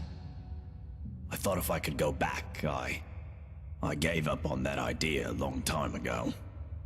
But recently the Jarl has asked to see my research notes. How strange that you should now take an interest too. Can I ask what the nature of your interest is in this unusual subject? I don't quite know what to say to that. How can I put this charitably? Perhaps you're tired and emotional and need some rest. But I always enjoy discussing my theories with a receptive mind, so I'll humor you. What did you want to ask? For argument's sake, if you found yourself in that position, you'd have only two options. To live out your days in the past, or force a paradox. A paradox, you see, would involve changing the past so as to prevent the events which caused you to travel back in time in the first place. But you'd be taking a big risk by doing that. Who knows what the consequences would be? Some say that whatever you do, it will lead you right back to the future that took you back in time in the first place. An eternal loop, if you will. But me, I believe that creating a paradox should fling you back to your original time, having changed the past for you and everyone else. Well, let's say for argument's sake that you really have traveled here from the future. You could create a paradox in a few different ways. Essentially, you could do anything that would remove your means or motivation to return to the past. For example, you came here to achieve some goal. Achieving that goal would mean you will never have been motivated to come here. A paradox. Or, if the thing that allowed you to travel back in time is still here, as a past version of itself, you could simply destroy it, I suppose. That would mean, of course, that you will never have been able to travel back in time. Another paradox. But doing so could have terrible consequences. But if you really are from the future, as unlikely as that is, telling me or anybody else what happens next could have disastrous consequences too. I think it's best if we talk about something else. Farewell. Come back if you think of any questions.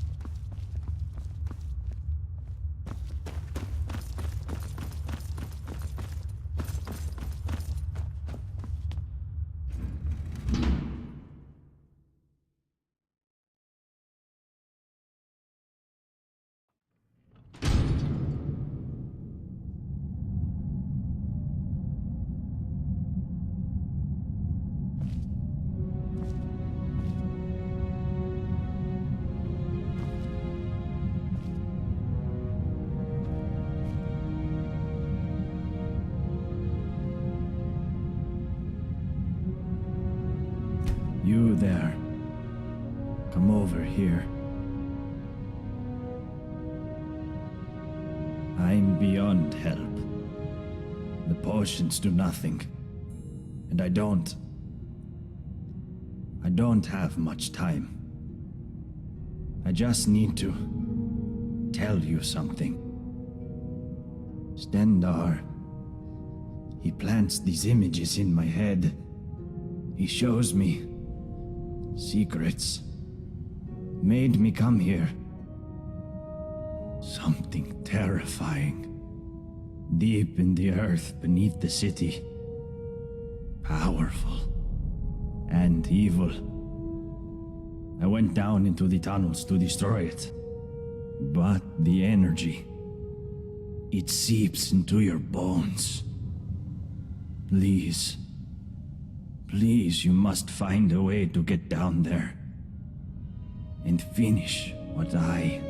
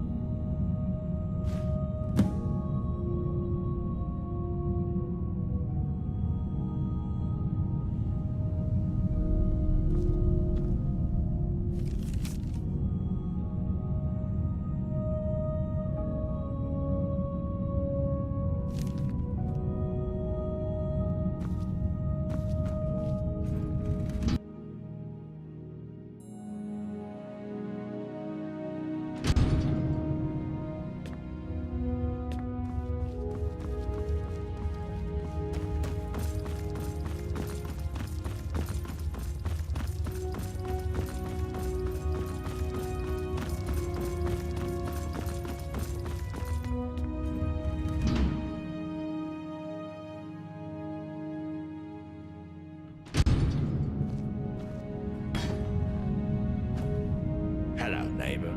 Made any exciting new discoveries? Ah, yes. Most dwarven armor you see these days is quite badly worn. But this piece is still perfect, after thousands of years.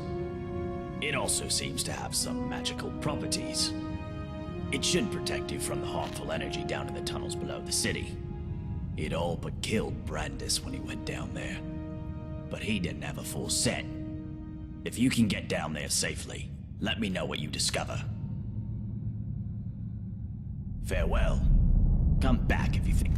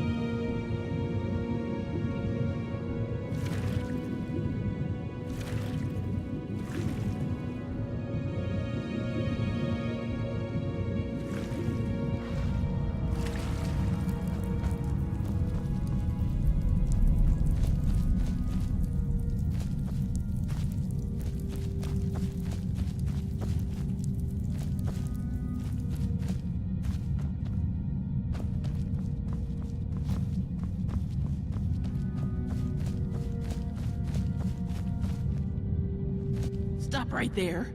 What is this one doing here? Ah, the locked chest. Yes, we have it, but have been unable to open it. Why don't you come in and join us for dinner? Very well, but hurry. We are hungry.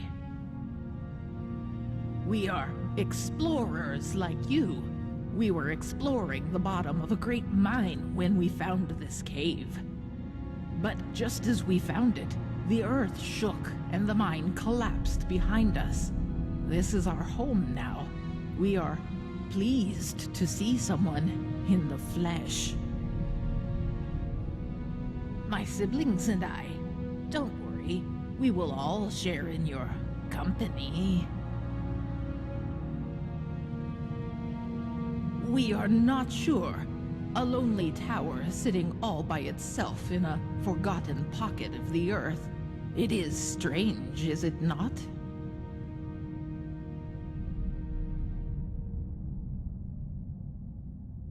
So curious this one is. We have been here for years, surviving on fish and this wondrous mushroom, and whatever else we can scrounge up. We found it in the water down below, but we could not unlock it, so we dragged it up here. It is locked away in the lonely tower. Good, good. This one asks many questions. Now, let us eat, hmm?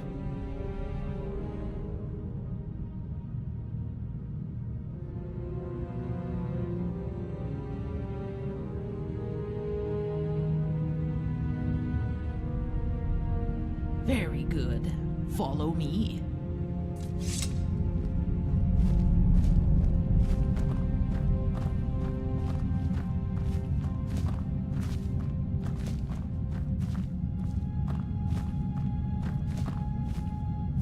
Can you smell that? What's this? Dinner comes to us. Ah! It smells delicious. Ah! My sister, Cookie, eat it.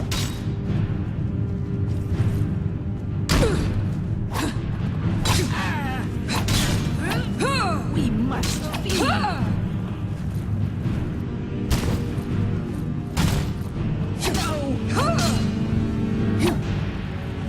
Kill it, Cookie. Eat it.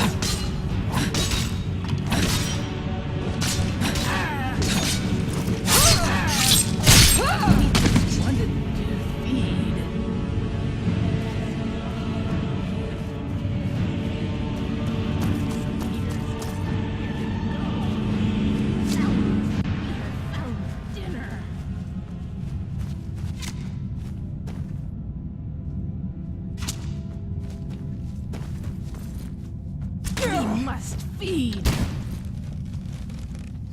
Fools!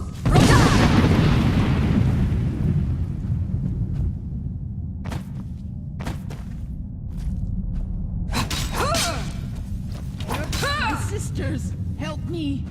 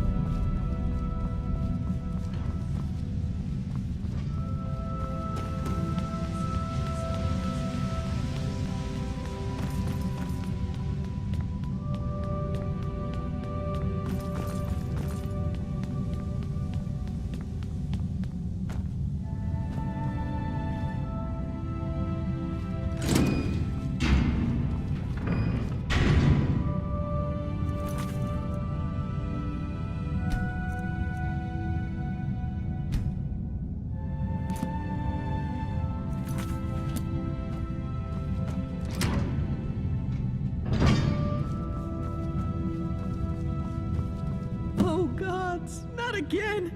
Please don't hurt me! Thank the gods! Quickly, you have to let me down before that monster comes back.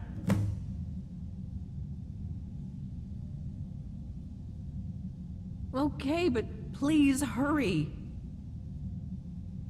I'm Maisie. I lived down in the city with my husband Ulrin until a few months ago when that animal Metalis tricked me into coming here.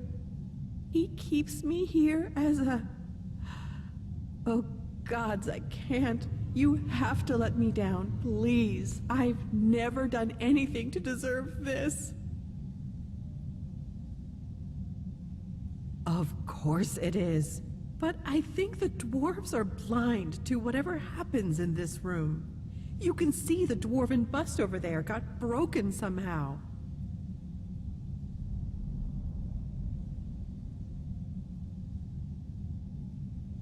That sounds like the sort of thing Metalis would do. Make it look like I was dead so Ulrin would stop looking for me. That bastard! I'm going to kill that monster who calls himself Jarl. I'll scratch out his eyes with my bare hands if I have to. So, you'll let me go then?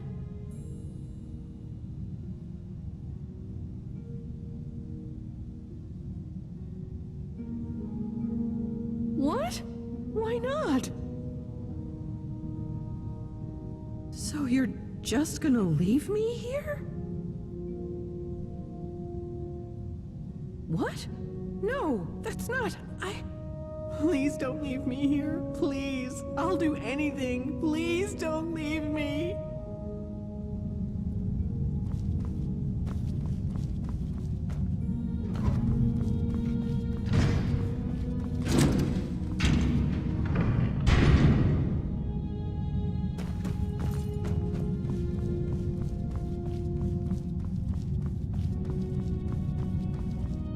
Got my eye on ya. Hello again, my friend. Any word? Well, I hope your investigation has been thorough. I don't want you accusing the first person you suspect. So, who is it?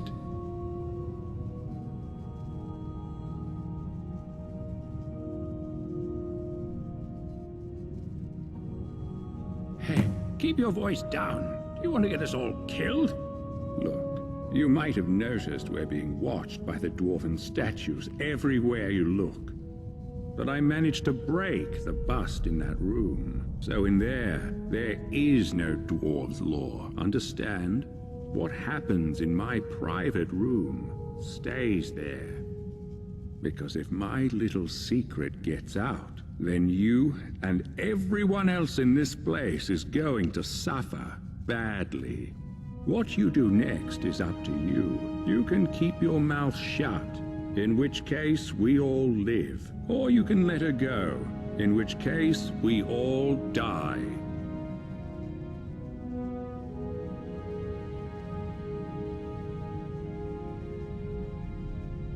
Ha! We'll see if you've got the stomach to go through with it, even if it means getting yourself killed. I promised you no such thing. I said I'd do everything in my power to help you. But here's the thing. There is no way out of here. You're stuck here for the rest of your life. Now get out of my citadel. I'm bored of you.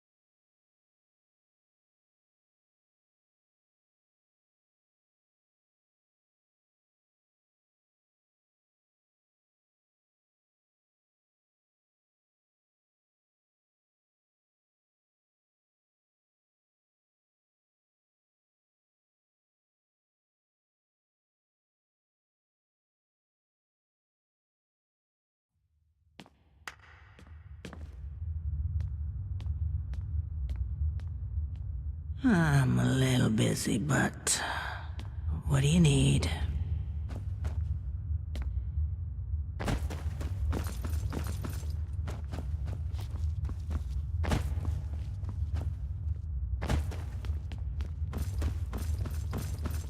Hello, my friend.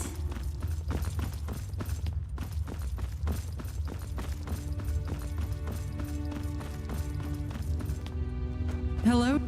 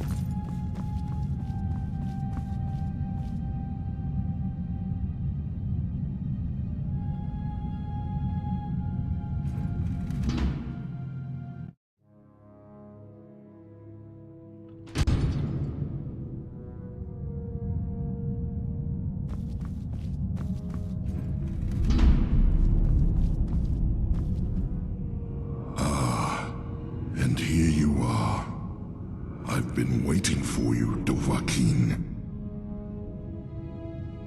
Of course, to me, your memories are an open tome. To begin with, I know you have trespassed countless times against others of your kind. And I know you are a brazen thief, compulsively stealing from your own kind without remorse or restraint. Liar. I know you thirst for the blood of your own kind.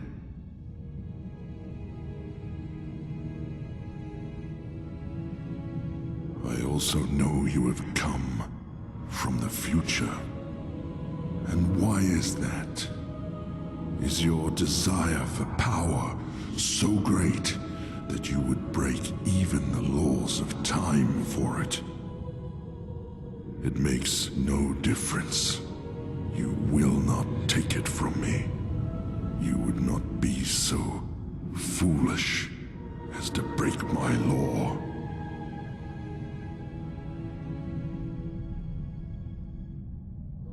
I mean, my law.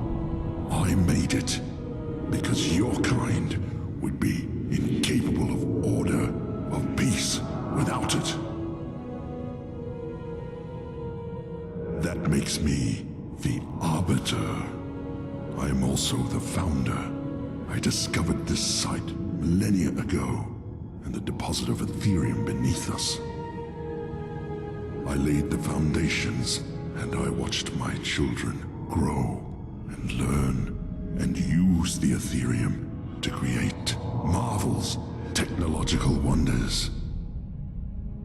But they grew quarrelsome and used their knowledge to create weapons to use against their own kind, and worse, their own father. So I confiscated their weapons and declared my law that each and every one of my children would live in perfect order, or they would not live at all. And here I am, millennia later, still waiting for children worthy of this city. And for my patience, it seems my reward is a visit from you, Dovahkiin. Well, why have you traveled through time to come here? What is it you seek? Ah, if only you could read my memories as I read yours. Very well. Ask your questions.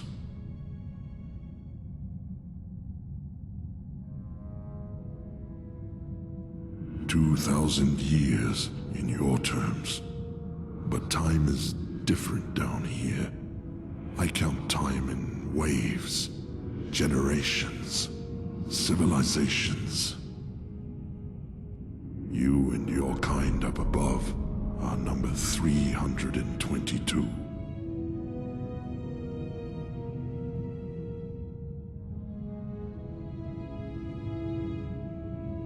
It is not my place to reveal that secret to you, Dovahkiin. But when they moved on from this world, I was left behind. You see, the energy that has sustained me all this time, it anchored me here. I could not leave this place if I wanted to. You wish to be ageless, like me. In truth, time passes differently in here. It would take an eternity just to explain it to you.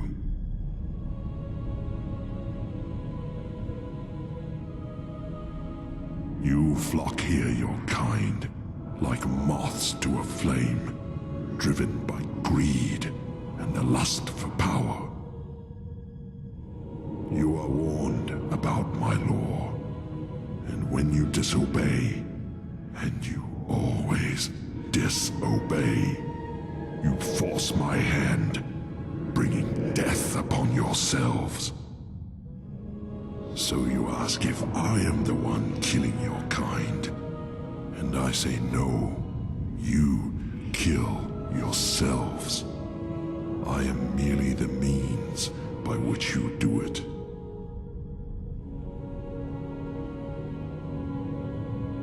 So I see. Now, state your purpose here.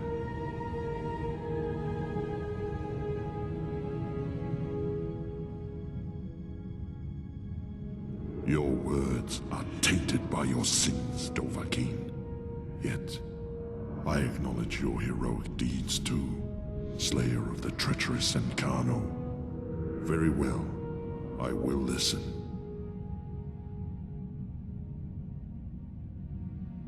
Choose your next words carefully, Dovahkiin.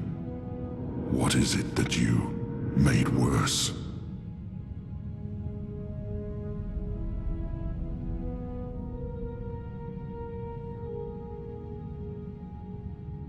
You admit to breaking my law. In the future, at least this explains why you traveled back in time.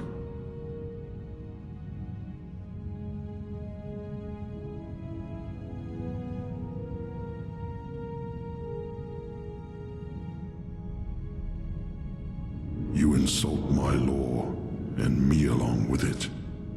Is that the best you can do?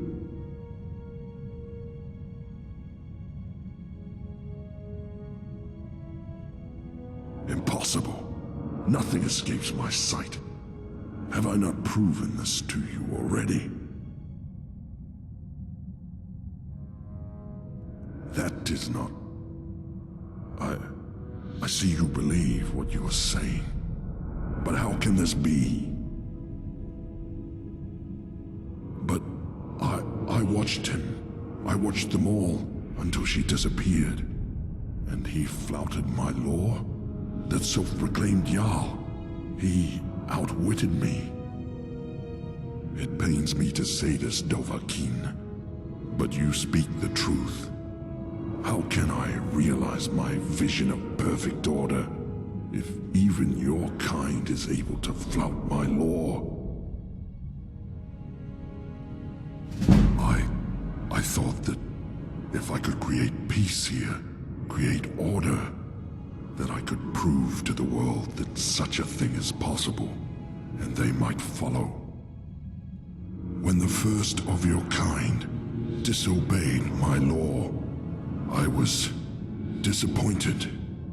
But I thought, if I was patient, the next wave might fare better. But that wave met the same fate, and the next wave after that. They betrayed me. And I had no choice but to wipe the slate clean. But the more I failed, the more firmly I had to believe that I would be vindicated one day. But I have suspected for a long time that day would never come. And now I see it never will. There is no place for peace and order in this world. I will stop. From this point forward, your kind will be free to live how they choose, in whatever chaos and squalor they create for themselves. I will destroy this Ethereum to ensure your kind can never exploit it, and you may all return to the world of man, should you wish. But I warn you, Dovahkiin, making these changes will create a paradox in time. The events that brought you here will never have taken place. What will become of you is difficult to predict, but that is the risk you have taken by interfering with the past. Now, are you ready? Goodbye, Dovahkiin.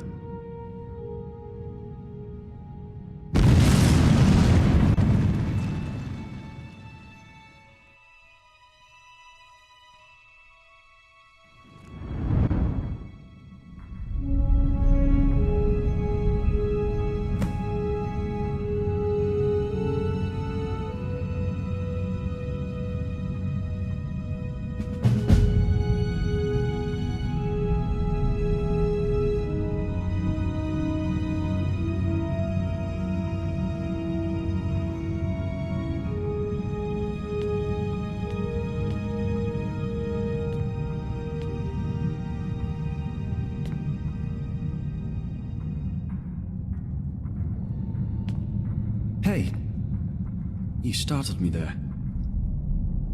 Wait. I know you.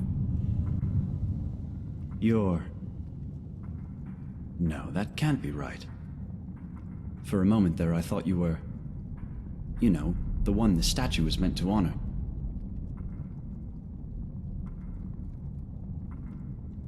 Cassia! Oh, I completely forgot. I asked her to wait for me at the top of the lift, and I guess I got so tied up in this place that I lost track of time. I'd better head back up and let her know I'm alright. Hey, do you want to come with me? We can chat along the way. Great. Follow me. Let's run back up, shall we? Don't want to keep my sister waiting any longer. So, you're probably wondering what I've been doing down here. I guess it's been, what, a few days? I'll be honest. I came down here, haul I could unload on the next merchant I met. I just wasn't expecting to find a thriving city, and the history of this place is amazing. Did you know that up until about 7 years ago, they had what they called the Dwarves' Law? Apparently there were inscriptions warning that if one person committed a crime, everyone else would pay for it. But they were all trapped in the city with no way out, so they lived in fear that someone would break the law and get them all killed. Then, one day, a strange woman appeared in the city out of nowhere. They say she just walked out of the lake house, like she owned the place.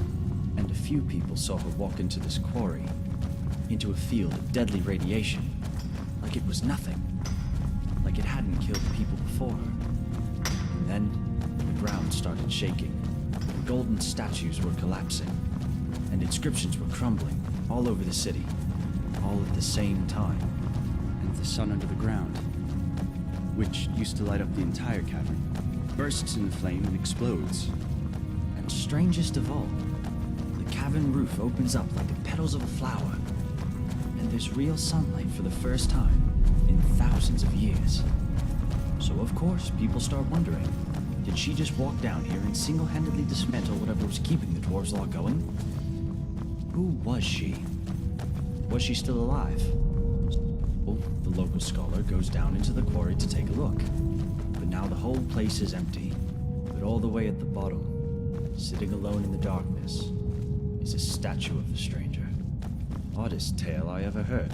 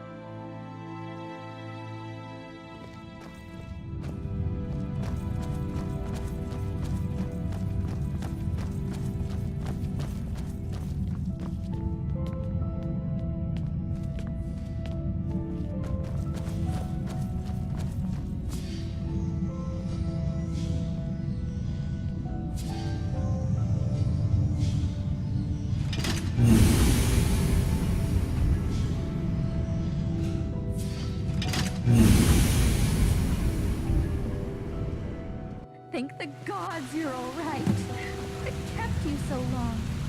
I know. Sorry, Cass. I lost track of time again.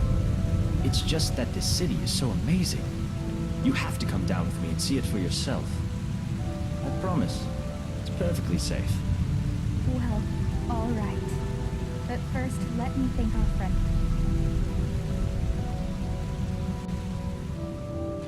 Now, I promised you a reward. This is something I always carry with me, and it's become very dear to me.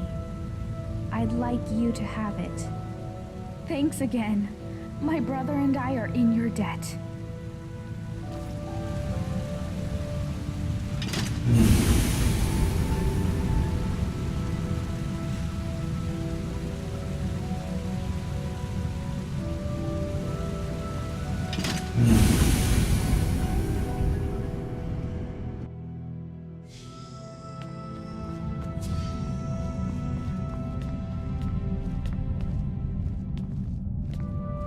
Hey, I know who you are.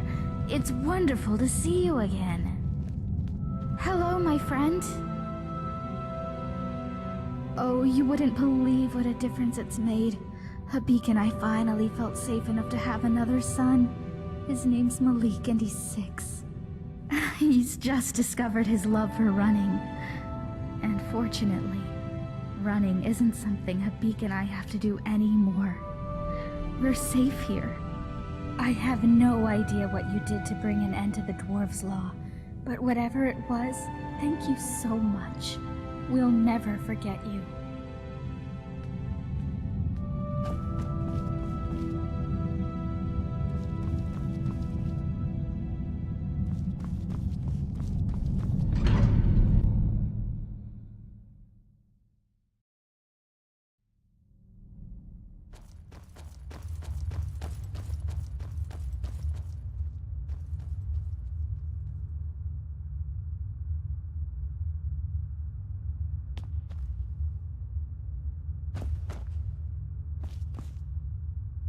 Hey there.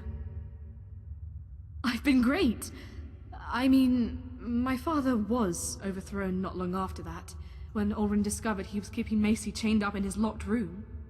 Ulrin dragged him down to the city and executed him in front of everyone. Horrible business. But now, I'm free to wander Skyrim as I please. Of course, I don't, because it's just awful out there. Nords everywhere. I prefer it down here.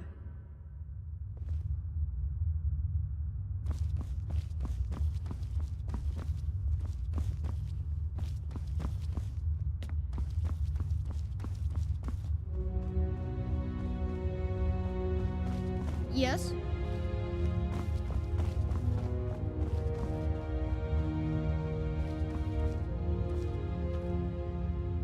Have we met? Better, thank you. You know, all that time I was looking after Brandis, I remember him telling me about the ancient evil under the earth. I really thought he was mad, but I guess he was right after all. Well, I'm glad you were able to finish what he started, whatever you did down there. So, on behalf of Brandis and Leandris, thank you. I like to think their souls are at rest now.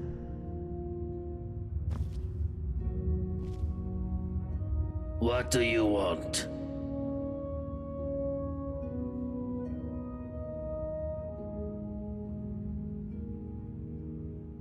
Better. Now that I know I'm not being watched anymore. Still, someone has to protect this place, and that someone is me. So you might have taken down some old dwarves or whatever. But if you start any trouble here, you're going to find yourself toe-to-toe with me.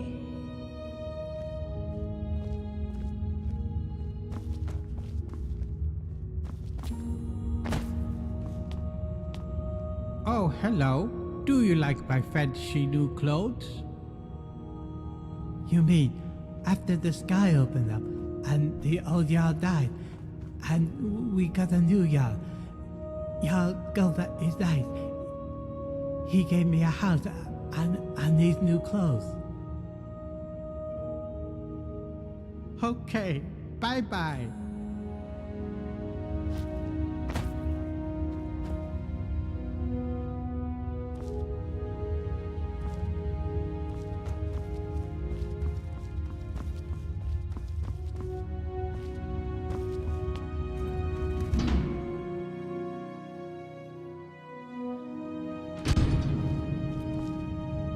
Oh, it's you. I didn't think we'd ever see you again. What can I do for you, man? Oh, so much better. And thank you for whatever you did down there under the city. You know what? I don't even want to know. Everyone's a bit more relaxed, including poor Rodriguez. He and I are... well, we're seeing each other. Turns out, he's a beautiful man once you get to know him. You know, well, it's great to see you again. I know you'll be off on your next adventure soon. Still, you'll always be welcome here, my friend. Well, come on back anytime you like.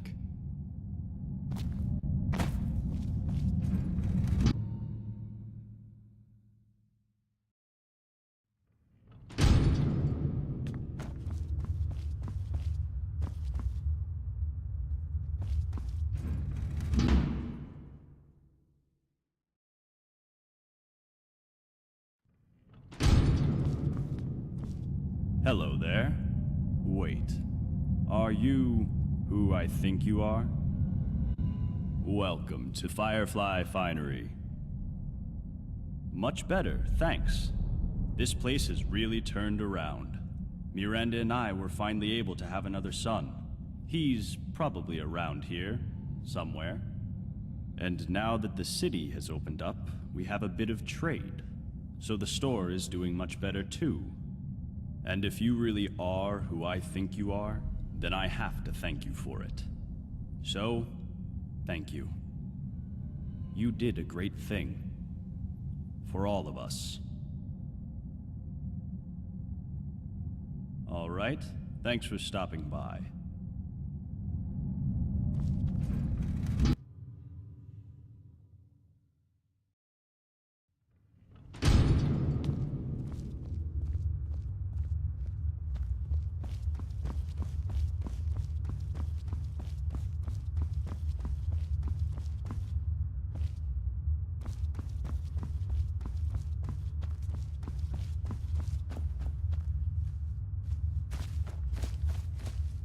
Hello, neighbor.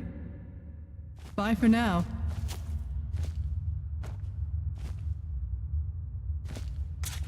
Hello, neighbor. Well, let's see. That was 7 years ago? A lot has changed since then. For the better. I'm married to Gulvar now. Sorry, that's Jarl Gulvar. He still talks about you. And how he saw you come out of the old Jarl's lake house. You gave him a real fright, though he wouldn't have showed it. I know he'd be happy to see you again. You should go and say hello, if you haven't already.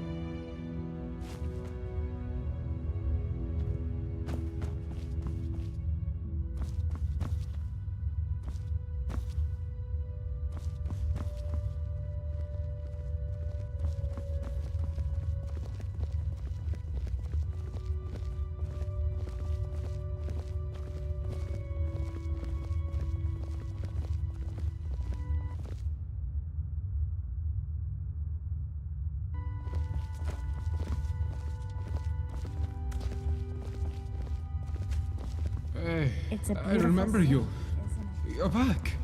After all this time. Hello there, friend. Can't complain, my friend. You know, not long after they executed Metellus, turns out he was behind Macy's disappearance. They made me Jarl. It was a bit of a shock, to be honest. But I guess they wanted someone who wasn't at all like Metellus. Jarl Galvar. Still sounds strange to me. And I guess I have you to thank for it.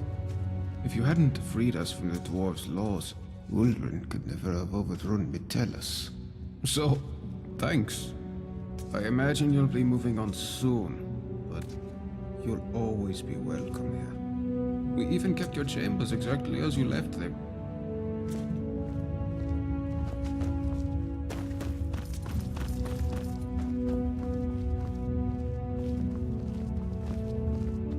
It's a beautiful city, isn't it?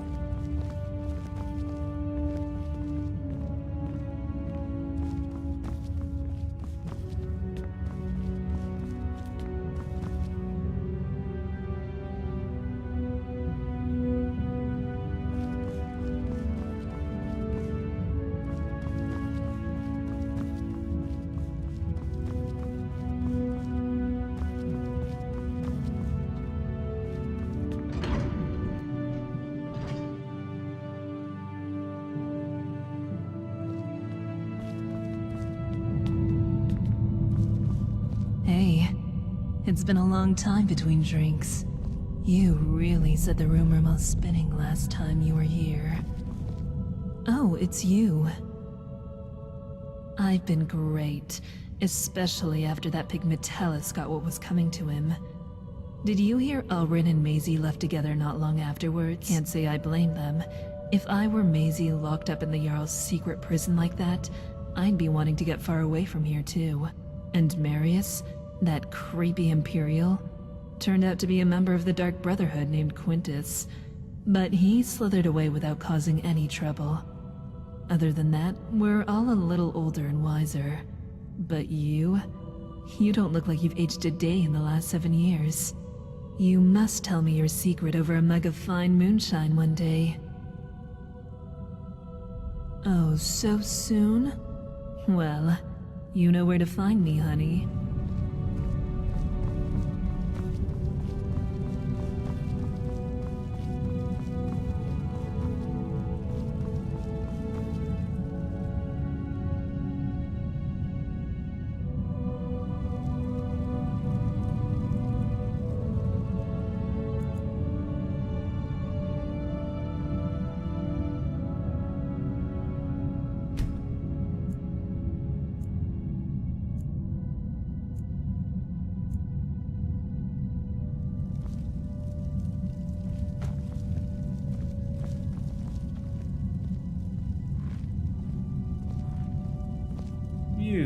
You're the one from the statue. Hello again, my friend. I've been well, thank you very much. As a matter of fact, I went back to Solitude to rejoin the Imperial Legion not long after the city opened up. Believe it or not, I completed 3 tours of duty, but then I took an arrow to the... well, to cut a long story short, they made me retire. So I came back here. Best city in all of Skyrim, if you ask me, now that bloody dwarf's law is gone. You deserve a medal for what you did. But this'll have to do. Here, take this. A small token of my appreciation. You'll always be welcome here.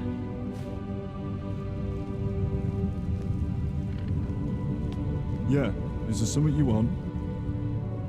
So, you heard about that, did you? Well, I went back to Markarth for a bit, but there's no there for me. So I wound up back here. Still getting used to the new Jarl, but Gulver's an alright sort. Got everybody working now, which is fair. At least I get a good night's sleep.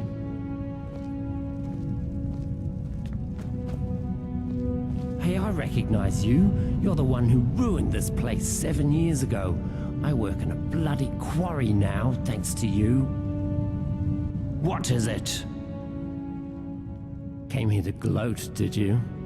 Well, go on. Look at me. Working the mines like a peasant. And did you hear Saphira left me at the first chance she got? Is that what you wanted to hear? Are you happy now? Get lost. You sicken me.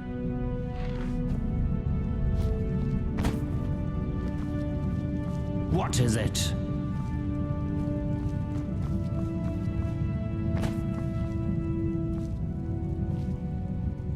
Hey, you look kind of familiar. Well, business has picked up now that we occasionally get visitors from the outside world, but nobody seems to want to buy my elixirs anymore. Until next time.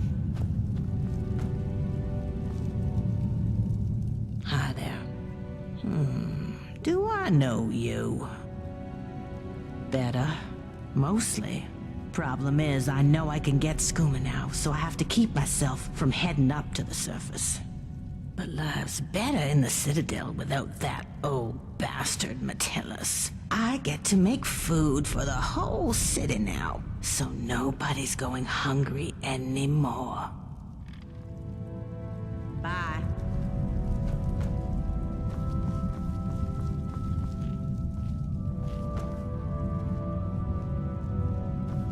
Hello, neighbor. Oh, it's you. I didn't think we'd see you again. Hello, dear. I'm getting older, I'm afraid, but Mara watches over me. Which reminds me, did I ever tell you about the light of the goddess Mara? Yes, of course, dear. Don't worry, I get that reaction a lot. Perhaps I'll see you later.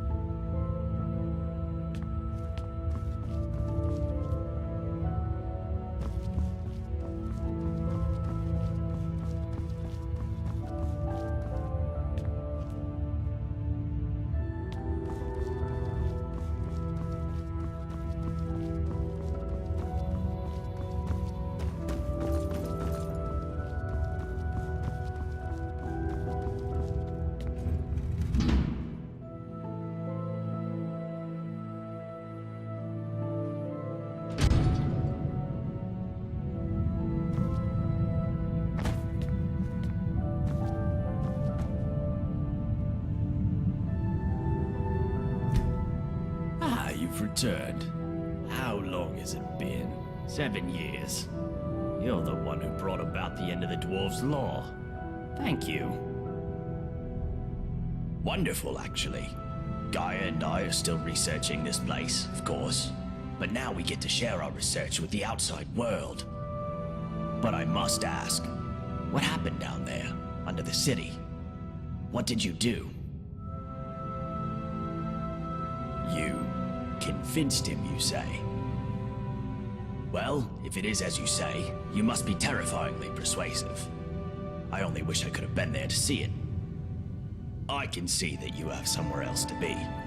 But perhaps one day, when you have the time, you'll let me record your story in my journal for posterity.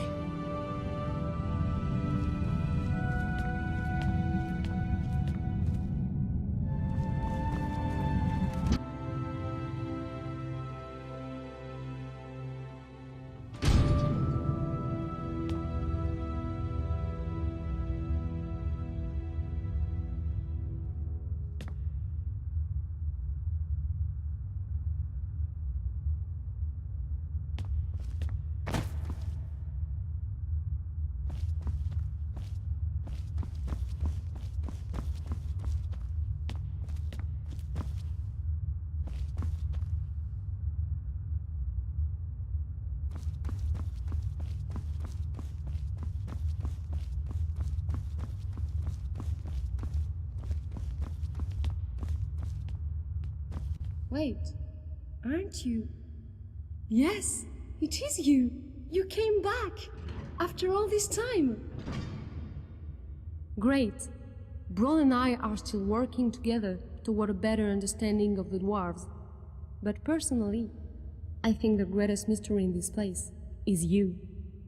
I mean, you showed up 7 years ago out of the lake house and charged down into the tunnels like a knight in shining armor. Then, the city transforms around us, and you're just gone. So I have to ask, Where have you been all this time? You're a time traveler? Incredible! I suppose that explains your sudden appearance as well. Well, I won't take up any more of your time. I have to write all this down. Now, where did I leave my research note?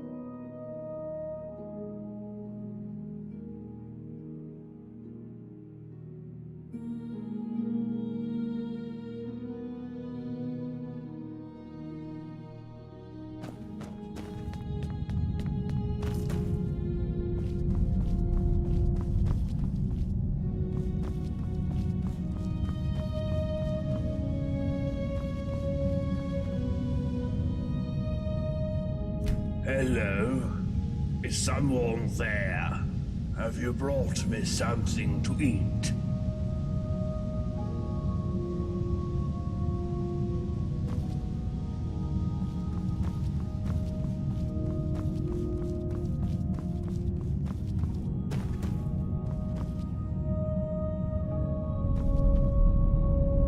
Heard they're reforming the Dawn Guard. Vampire hunters or something in the old fort near Riften. Might consider joining up myself.